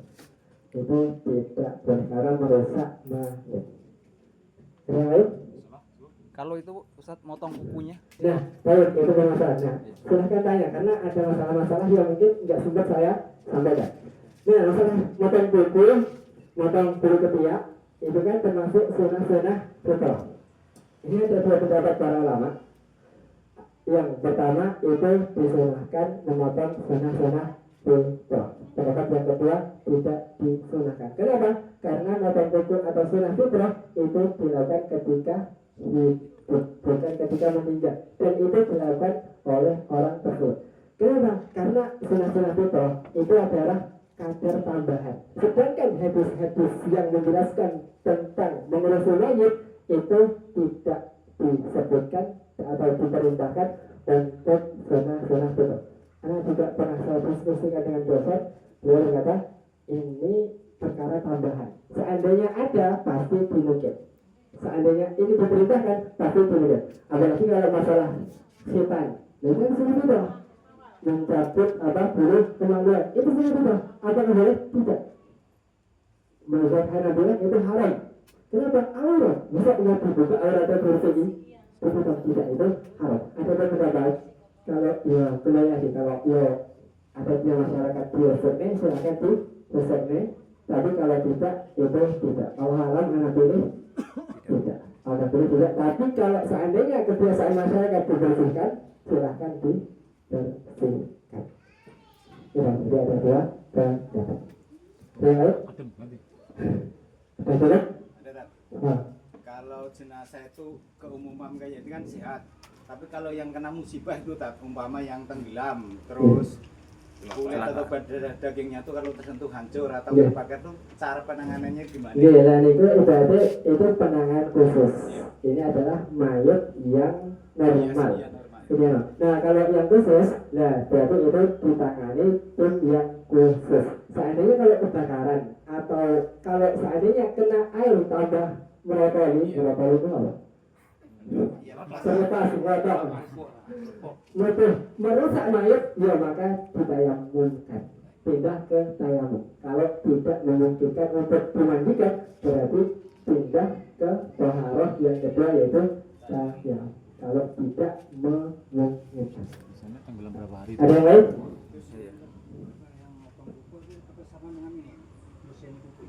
Di sana, berarti kan kuping tadi kan ketika mandikan. Beda antara kuku itu sunah fitrah. Nah, sunah fitrah itu berarti kan sunah-sunah fitrah yang kita diperintahkan ketika hidupan. Nah, ketika meninggal itu kan yang diperintah itu adalah memandikan, membersihkan. Nah, jadi kalau sunah fitrah itu adalah kadar tambahan. Nah, jadi kalau mau dibersihkan disilahkan, kalau tidak ya monggo. Nah, berarti sunah fitrah. Ada yang lain? Jadi kalau untuk yang nggak mungkin dimandikan, berarti cukup dengan tayamum, nggak usah mandi gitu ya? Ya, sama kalau ada salah sedikit, kalau ada mayat laki-laki meninggal antara perempuan, nggak ada yang mandikan kecuali perempuan. Apakah yang tidak ngatur yang mana? Kecuali betul. Sebagian orang tidak pindah ke tayamum. Karena ada yang mandikan ada air perempuan, tapi nggak ada orang laki-laki. Gimana? Tayamum. Jadi jadi itu adalah yang mengurusi jenazah yang Tayamum bisa. misalnya kalau masyarakat ada corona atau penyakit yang menular dan tidak boleh disentuh, itu gimana? Gak dimandikan. Tayamum ini bisa nggak boleh? Nggak dimandikan. Kenapa? Karena kaidah mengatakan lawan kita mengatakan tidak ada kewajiban dalam perkara yang tidak mungkin dilakukan, maka gugur kewajiban kita. Ya, jadi gugur kewajiban kita. Betul? Itu kalau yang meninggal laki-laki di tempat wanita itu yang menayamumi berarti wanita. Ya wanita, laki-laki nggak enak. Nggak apa-apa itu kan. Iya. Darurat ya. Iya, jadi kalau karena nggak aurat itu tayamum. Jadi itu tayamum. Apa lagi? Cukup Pak ya. Cukup insya Allah. Aurat apa tuh? Aurat jenazah sama orang yang mengangkat tuh nggak ada batasan lagi, Pak. Maksudnya saya perempuan yang mengangkat. Tidak apa-apa. Atau harus Jadi, kerabatnya atau jadi sama. Itu yang paling berhak menangani mayat itu adalah keluarga. Kalau keluarga nggak ada atau yang lainnya, itu dia monggo. Sama ketika mengkuburkan yang nadari. Itu kan sama. Ketika anaknya Rasulullah meninggal, itu istrinya Utsman bin Affan. Istrinya meninggal, Utsman bin Affan ada. Tapi Utsman bin Affan ketika itu malamnya telah menghubungi istrinya. Sedangkan disunahkan yang turun ke kuburan itu yang tidak menggawai istri. Akhirnya suaminya sendiri tidak turun, ayahnya sendiri Rasulullah tidak turun, tapi orang lain. Jadi tidak masalah. Kalau masih bisa ya tadi usahakan ke keluarga kerabat. Paham? Baik. Benar? Ya, tapi mungkin kita sudah. Baik, sedang haid, apakah boleh memandikan? Jawabannya boleh. Jawabannya boleh. Kenapa? Karena tidak disyaratkan memandikan itu dalam keadaan suci. Tidak disyaratkan dalam memandikan itu dalam keadaan suci. Kenapa? Karena kita tugasnya memandikan. Nah, nanti juga ada dua perselisihan para ulama. Apakah memandikan itu adalah kita intinya membersihkan, atau yang kedua itu mensucikan. Jadi ada dua pendapat. Jadi ala kulli hal tidak disyaratkan harus suci dari haid. Masalah kapan? Nah, kapan? Yuk silakan dibuat kapannya.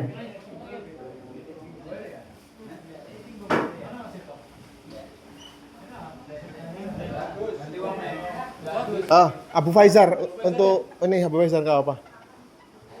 Abu Faizar antum yang di ini. Baik, masalah kapan? Nah, masalah kapan? Nah, itu adalah kapan?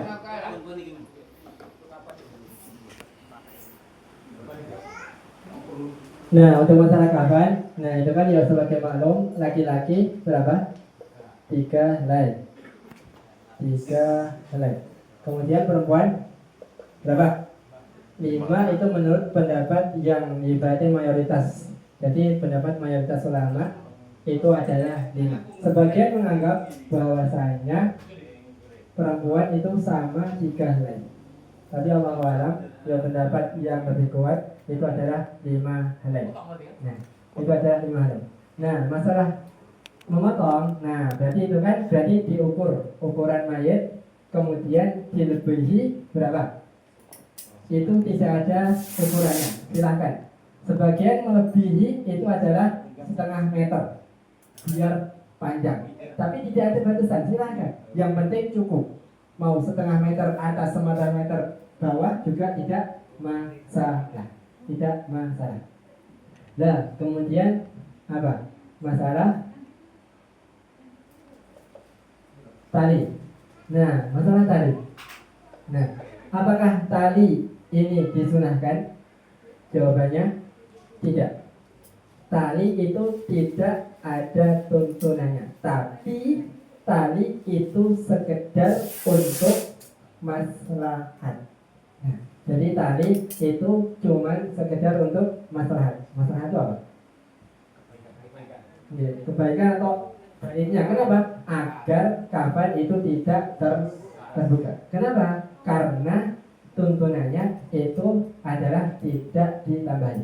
Kenapa? Karena di sana, apalagi zaman kain Nabi, makanya itu kain kafannya yang lebar, kain kafannya itu dilebihi. Kenapa? Sehingga tidak membutuhkan tambahan tali.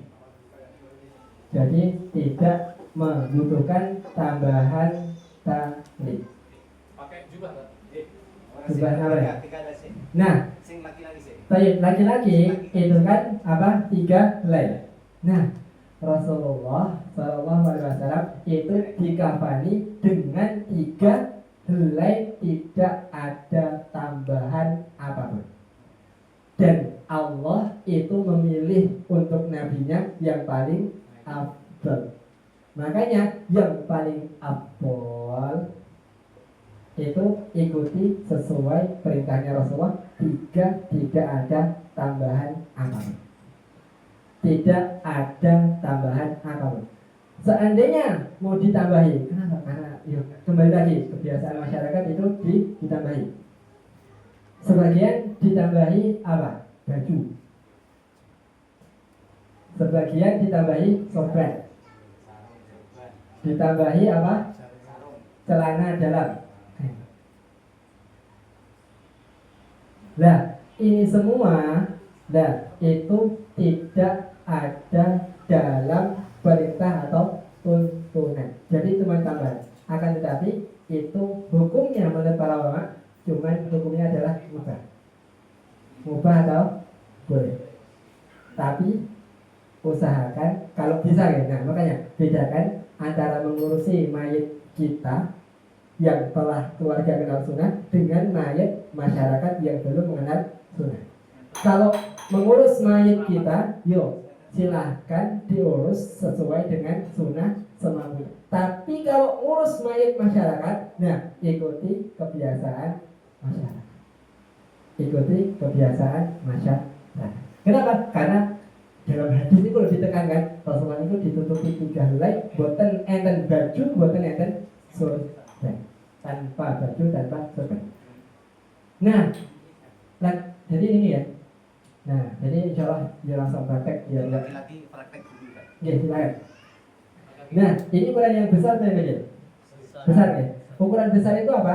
Itu adalah cukup untuk menutupi aurat mayit. Nah, dan 3 ini adalah yang afdal. Kadar sahnya itu adalah 1. Itu adalah 1. 1 sah, cukup tertutup sah. Tapi kalau 3 itu afdal. Nah, ada salah satu sunnah yang Allah alam kenapa tidak tersebar, itu adalah yang lebih afdal lagi. Salah satu kainnya adalah kain hibarah. Kenapa Rasulullah bersabda, "Idza tufi ahlukum wa wajada syai'an falyukaffir bi thawbin hibarah." Apabila kalian meninggal dan mampu untuk dikafani dengan hibarah, maka kafani dengan kain hibarah. Kain hibarah itu adalah ibaratnya itu adalah jarik yang berdiri itu. Itu adalah jarik. Jadi kalau bisa ya, kalau bisa. Nah, tapi karena mungkin tidak, kenapa tidak? Iya, putih. Nah, tapi kalau bisa dan lebih. Ya, jadi yang biar yang di luar itu adalah putih. Tapi yang tidak, Allah harap tidak harus di dalam. Kalau seandainya mau di luar ya, dia mau. Pernah ketika di pondok itu seorang nenek ustaz itu yang merek itu di luar. Nah, jadi di luar. Jadi nggak masalah karena itu nggak masalah. Jadi itu kalau tapi kayak itu karena biar tidak terlihat masalah gitu kan itu. Nah itu silakan di dalam. Itu di dalam. Tidak masalah. Tapi itu adalah yang lebih apa yang lebih. Warna putih. Kalau saya warna putih tidak masalah. Karena apa? Karena warna putih adalah warna yang sunnah dan afdal. Kalau seandainya dengan pakaian apa aja itu sah. Itu sah dan tidak masalah. Silakan. Ayo. Untuk mayat perempuan juga nggak usah pakai gudung-gudung saat ya. Nah, itu tadi. Kenapa? Karena tidak ada tambahan. Pendapat yang masyhur jumhur itu 5 helai. Kalau 5 helai berarti yang 2 itu adalah yang lebar, wanita ya, 2 lebar. Kemudian yang ketiga itu apa? Basahan dari pusar ke bawah. Kemudian yang ketiga itu adalah baju. Dari sini dia ke bawah. Ini yang keempat. Yang kelima baru kerudung. Nah itu kerudung. Dan ini pendapat Allah alam yang lebih kuat. Kenapa? Karena itu adalah ada riwayat tentang Ummu Adiyah. Walaupun ini tidak dimiliki oleh Syalbani kalau nggak salah. Karena Syalbani dalam kitab Ahkamul Janaiz itu kalau nggak salah ya, itu wanita sama kayak laki-laki. Tapi yang masyhur dan jumhur itu 5 kayak tadi. Tambah ini apa? Bawahan, kemudian baju, kemudian kerudung. Jadi itu adalah yang lebih benar. Ini dua. Oke, jadi ininya dua, Ininya dua. kainnya dua, kemudian yang ketiga apa? Basahan, kemudian baju, kemudian kerudung. Tahu kan untuk buat baju itu kan kain kayak gini, ini, kemudian tengahnya dilubangi, kemudian dimasukkan sini. Kalau dibuat silahkan, tinggal dilepet, kemudian dipotong, nanti dimasukkan. Kemudian kalau jilbab dia gunakan segitiga, segitiga di jilbab. Nah kemudian lanjut, silakan dari kanan dulu ya. Itu kalau perempuan di kelabang ini 3. Kelabang 3 kanan, kiri, sama depan, kemudian di belakangi, ditaruh ke belakang untuk wanita. Ini cukup ya. Nah, video ini alhamdulillah cukup. Kenapa? Karena kalau yang yang sempit itu kadang nggak cukup. Kalau nggak cukup, berarti itu 2 dinilai 1. Ya, 2 nilai 1 kenapa? Karena 1 itu dihitung 1 itu apabila main tertutup rapat. Nyangkut. Kadang itu kalau yang ukurannya 90 itu terbuka gini. Nggak cukup. Makanya 2 dihitung 1. Karena ini. Nah, kemudian baru. Ya kanan.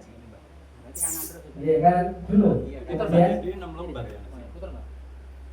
ya, kemudian C. Iya, sebenarnya satu kan. Kemudian yang terakhir. Nah, masalah ini di tali. Yang betul orang buat Nah, dan untuk tali untuk tali itu bebas. Mau 3 mau 5 tujuh tidak masalah. dipatek Pak ya. Nah, jadi ini. Nah, dan satu sunnah lagi itu dikasih apa? Wangian. Nah, itu kan ada kapas. Kapasnya nggak tahu.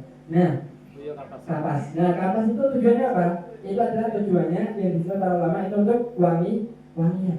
Jadi kadang itu dikasih untuk wangian. Ini yang pertama. Yang kedua itu untuk ditutupkan di lubang hidung, telinga dan yang lainnya. Kenapa? Satu fungsinya agar bau atau kotoran itu tidak keluar atau masuk, tidak keluar untuk masuk. Tapi seandainya tidak dilakukan juga tidak masalah. Ada masalah? Wangi-wangian itu dikasihkan ke kapan dan dikasihkan ke mayit. Nah, gelangan, tangan, kaki dan lain-lain. Nah itu dikasih kapas. Nah itu dikasih kapas. Jadi itu ada asalnya dari Ibnu Umar. Jadi ada Ibnu Umar. Makanya kadang dibokong dikasih apa? Kapas. Biasanya tujuannya agar kotoran tidak sampai keluar atau tidak sampai merusak akar. Jadi semuanya itu adalah untuk kemaslahatan si ada yang lain? Fungsi kapal tadi kan wangi. Apakah nanti diaburi wangian? Makanya kasih wangian, nggak kasih wangian juga wangi loh. Jadi kasih wangian, kemudian ditaruh di persidangan. Tapi kalau bisa ditutup di hidung atau yang lain dikasih wangian tidak masalah. Itu tidak masalah. Enggak perlu sebenarnya, enggak perlu. Ya enggak perlu ditutup total. Ya. Tapi yang ini mau karena kalau kebiasaannya itu di kapasnya banyak, dia kemudian masalah. Insya Allah tidak masalah. Ya, tidak masalah. Karena kebiasaan dimasalahkan seperti itu. Sebelum disolati itu adalah wudu. Nah maka seandainya itu adalah diwudukan. Jadi disumbat ya, disumbat, kemudian dibersihkan, kemudian diwudu. Tapi kalau seandainya tidak, kalau tidak nanti ikat. Udah kayak gini diikat itu huruf. Nah, untuk masalah, kemaslahatan. Mau ditali seperti ini atau sebagian di sini kan, bagian gitu. Terus nalinya ini, nah itu juga tidak masalah. Yuk silahkan sesuai dengan kebiasaan. 1, 2, 3, 4 tidak masalah. Silahkan kalau tali. Kenapa? Karena kan tali nanti ketika di kuburan dilepas tidak? Dilepas semua. Sama ada satu masalah. Nah ketika tadi sebagian lama itu bisa ketika motong kuku atau nyabut rambut itu sebagian itu potongannya ini dibawa ke kuburan dikuburkan. Kenapa? Karena itu termasuk jasad mayat ketika meninggal dan harus disamakan mayat ketika meninggal. Jadi ya sama ketika meninggal di pondok dulu itu ada bungkusan plastik gitu. Saya juga nggak tahu apa itu. Jadi baru ngehnya sekarang. Oh mungkin itu adalah apa sisa-sisa yang diikutkan untuk dikumpulkan. Itu disebutkan oleh sebagian para ulama. Sebagian para ulama. Kalau sepertinya tidak juga tidak masalah. Dalam Allah alam itu disebutkan di Athar Umar bin Khattab. Itu ketika meninggal, dan itu muka itu disentuhkan ke tanah. Jadi muka itu disentuhkan ke tanah. Jadi Allah alam kalau mungkin berpendapatnya seperti itu, ya mungkin silahkan dilaksanakan. Tapi kan tidak sampai wajib. Jadi Allah alam kalau mau disentuhkan ke tanah, ya itu silahkan disentuhkan ke tanah. Tapi kalau tidak, Allah alam tidak ada selain Athar Umar yang menjelaskan tentang masalah itu. Jadi itu masalah menempelkan tanah. Jadi Allah alam juga tidak harus, tapi tidak harus ditempelkan. Yang perempuan tadi Ustaz apa? Yang jilbab terus apa yang segala macam tambahan selain 5 itu ini wajib juga ya? Tidak. Makanya wajibnya mengkafani itu satu rapet dan selesai. Hal mudah ya. Satu kain rapet cukup. kubur. Yang lainnya itu cuma sunnah after. Sama kayak perempuan 5 itu kan sunnah. Di seandainya sakit tertutup rapet dan selesai. Dan selesai kubur. Jadi sudah selesai kubur. Kalau lebih dari 5, lebih dari 3 nggak apa-apa Ustaz ya? Nggak masalah. Jadi masuknya ke muka. Jadi masuknya ke perkara muka, tapi menyelisihi yang after. Menyelisihi yang sama kayak laki-laki kasih surga, kasih baju dan. Nah itu berarti ya menyelisihi yang after. Yang lain, mungkin ke sholatnya. Nah, ya, bungkus lagi. Ibu ada mau tanya. Ada yang tanya? Sudah, bungkus lagi. Jadi sama-sama. Udah, ya buka. Sama ya, sholat Tutup, berarti apa? Tutup. Kalau laki-laki. Sholatkan ini. Oh. Ya, untuk praktek laki-laki perempuan biar cantik. Ya, berarti sama. Kalau laki-laki berarti kita berdiri di kepala. Kalau perempuan berarti di pertengahan badan. Nah itu di pertengahan badan. Disunahkan untuk softnya itu di 3. Disunahkan softnya itu adalah untuk 3. Itu adalah masalah mensolatkan. Sholat jenazah itu yang masyhur itu adalah 4 rakaat. Rakaat pertama adalah Al-Fatihah. 4 takbir, bukan rakaat ya. 4 takbir. Takbir yang pertama itu adalah Al-Fatihah. Istighfar tidak? Ada 2 pendapat? Sebagian tidak. Kenapa? Karena itu adalah khusus untuk sholat doa untuk mayit. Jadi Al-Fatihah, surat pendek tidak. Jadi ya Allah alam kalau mau surat pendek silahkan, kalau tidak juga tidak masalah. Kemudian yang kedua baru sholawat Allahumma sholli ala Muhammad wa ala ali Muhammad sampai akhir. Kemudian 3 baru doa. Doa yang afdal adalah doa Allahumma fir lahu atau Allahumma fir lihayyina. Tapi kalau nggak bisa bahasa Arab ya silakan bahasa Indonesia. Apalagi yang udah tua-tua kan nggak bisa menghafal bahasa Arab, silahkan ikut sholat pakai bahasa Indonesia. Tapi yang keempat baca apa? Baca boleh nggak baca boleh? Iya, nggak baca boleh, nggak baca boleh. Tapi yang baca lebih mulia. Kenapa? Karena semua takbir itu lebih baik diisi untuk doa. Idza sholaitum ala mayyit fa akhlisu lahu ad-du'a. Apabila kalian berdoa, maka ikhlaskan, niatkan, tuluskan untuk mayit itu adalah doa, kemudian salam. Salam kalau di Arab Saudi itu salamnya 1. Karena masyhur di Indonesia salamnya 2, ya silakan salamnya 2.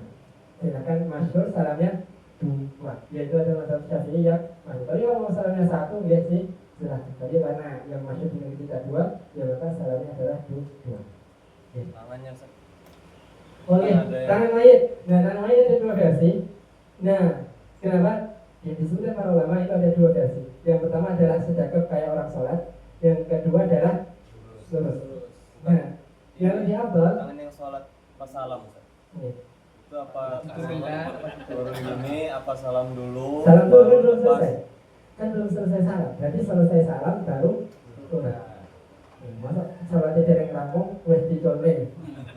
Sholatnya belum selesai bisa nih tangan mayat itu ada 2 versi. Tapi yang masyhur di negeri kita sedekap ya.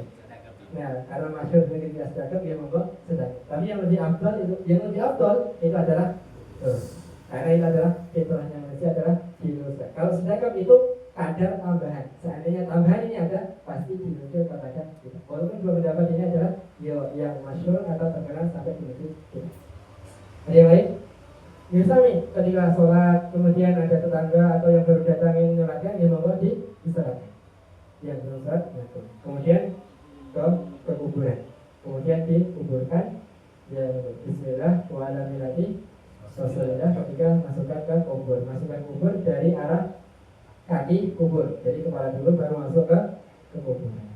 Jadi masuk ke kubur. Tapi kalau ada sini enggak seperti itu ya. Saya tidak dari arah kubur di samping. Ya. Awalam yuk cuman meninggalkan yang sunnah yang afdal. Cuman meninggalkan yang sunnah yang afdal. Kalau bisa ikuti sunnah yuk usahakan tapi kalau nggak bisa yuk berarti cuma meninggalkan yang afdal. Nggak sampai makruh atau yang haram. Tadi yang lainnya? Kalau udah salam penuh doa apa Nah, silahkan doa itu dicurahkan ketika dalam sholat. Kenapa? Ketika anjuran Rasulullah itu ketika doa itu di dalam sholat setelah selesai salam itu tidak lagi doa. Kenapa? Kalau mau doa sejam itu silahkan di dalam sholat ya masalah. Jadi sholat sejam doanya di dalam sholat. Jadi jangan menambah apa yang tidak dilakukan Rasul. Jangan menambah apa yang tidak dilakukan Rasul. Ini kalau setelah selesai dikuburkan itu Ustaz, perlu didoakan kayak umumnya masyarakat enggak tuh? Nah, perlu didoakan sesuai dengan sabda Rasulullah, istaghfiru li akhikum fa innahu al-an yus'al. Jadi mintakanlah istighfar kepada Allah pada saudara kalian karena dia sekarang sedang ditanya. Nah, jadi silakan didoakan masing-masing.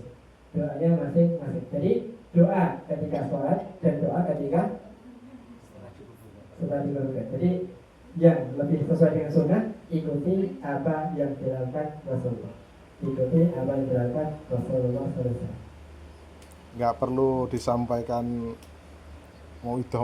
Nah, jadi yang dijelaskan para ulama itu sekedar adat atau sesuai dengan maslahat di sebuah tempat. Jadi kalau tuntunan setelah itu sunnah itu tidak sampai ke sunnah, tapi kembali ke maslahat atau adat kebiasaan di masyarakat.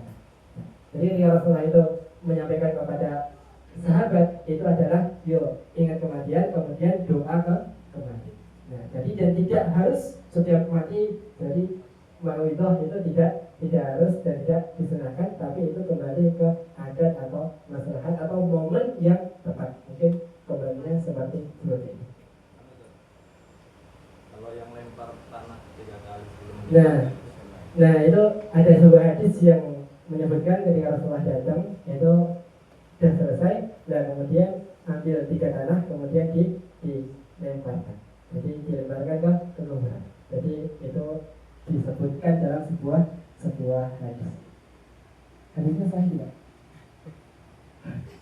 Jadi hadisnya sahih tidak. Itu disebutkan dalam Bulughul Maram. Jadi orang-orang juga dengan teman-teman pernah hafal itu. Jadi 3. Jadi sebagian mensahihkan hadis tersebut. Jadi tidak tersebut. Kalau yang awali nibun itu tak kan ada yang kita boleh 3 kali itu apa sahih enggak itu? Iya, masuk itu ya. Allah alam tidak harus Allah itu tanya hadis atau perbadan? Hadis atau apa ya? Ya, jadi yang 3 kali mungkin cuma ikut 3 kali, enggak harus diawali 3 kali, jadi tidak. Ya, ketika kuburkan langsung diurut bakok. Langsung dulu gitu. Ya, itu apa syarat ya 3 kali dulu. Gimana kalau itu?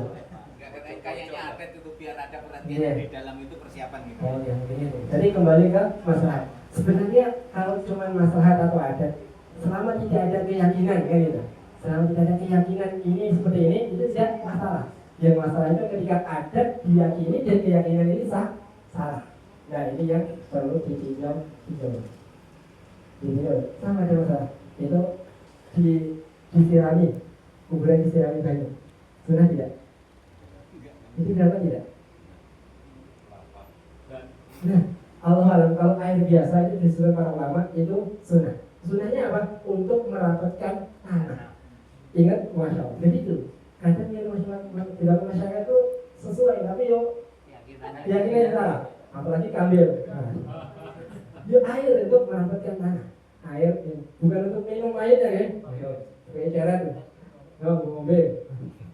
Ada yang campur menyan Ustaz. Campur menyan. Kalau sudah kilometer 3 itu harus dikasih payung ini kan? Payung.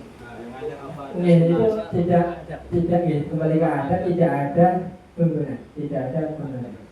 Ya dijelaskan ibaratnya tidak wajib dan tidak ada yang mungkin nggak kepanasan gitu. Itu kepanasan.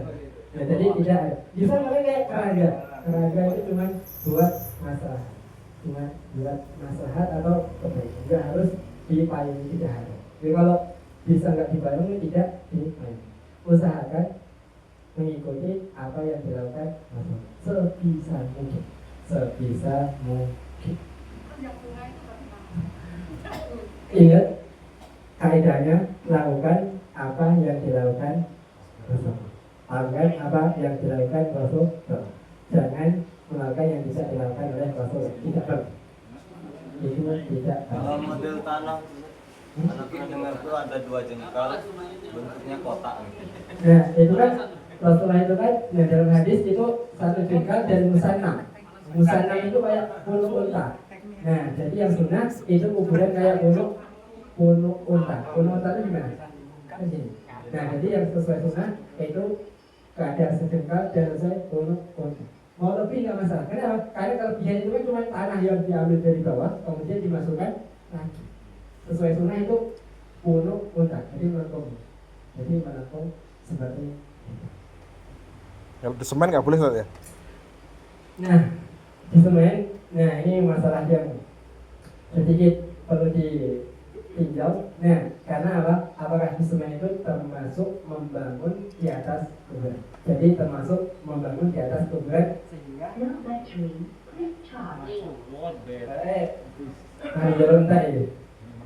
jadi apakah semen itu termasuk membangun di atas kuburan? Nah, kalau itu juga termasuk membangun di atas kuburan, maka Rasulullah melarang kita membangun di atas kuburan. Jadi dilarang membangun di atas kuburan.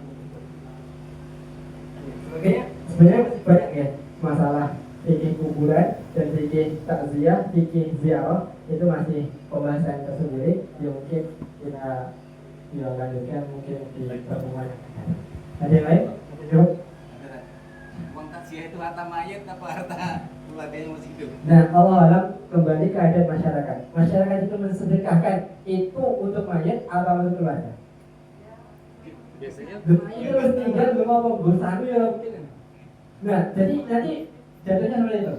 Apakah untuk mayat? Kalau untuk mayat berarti kembalinya ke harta warisan. Tapi kalau niatnya untuk keluarga berarti untuk keluarganya. Niatnya, nah adat masyarakat itu ketika sedekah itu untuk mayat atau keluarga? Warga ya, warga. Ya itu tadi. Jadi kembali ke adat masyarakat, menganggap itu adalah untuk mayat atau untuk keluarga. Atau kan sebagian kan jenenge yang tinggal suami berarti kan untuk istri kan gitu.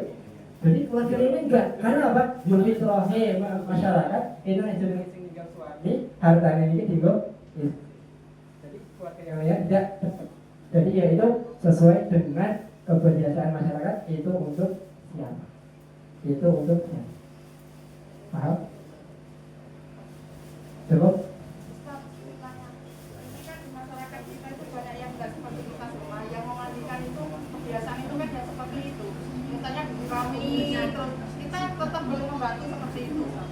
Iya, nggak masalah. Makanya kita membantu kan ibaratnya sebisa mungkin untuk memasukkan sunnah-sunnah yang kita pelajari. Nah, jadi walaupun tidak bisa 100%, setidaknya sunnah-sunnah yang kita pelajari itu kita terapkan dalam mayit tersebut. Jadi kita boleh membantu. Jadi malah lebih mulia. Jadi mengikutkan sunnah dalam pemandian. Jadi biar masyarakat yang boleh. Jadi boleh. Yang lain? Cukup ya? Bagian di sini. dikasih gelu itu apa masuk sunnah apa Nah, memang tidak masuk sunnah tapi kembali ke maslahat. Tapi cuma dulu apa? menjaga agar mayat itu enggak Guling. Ya maksudnya itu ada artinya itu. Gajel. Ya maksudnya ada simbol kan itu. Nah, simbolnya moyang apa? Nah, itu nggak ada kan? cuman iya ada. Kan biasanya kalau Buatan. Ya, itu kembali ke maslahat mayat agar merek buatan boleh Pak. Iya.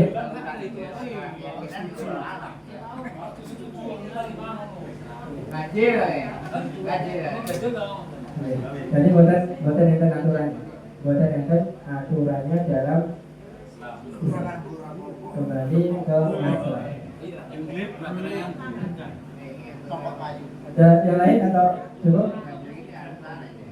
masih ada yang mau tanya Mas Ibu-ibu cukup?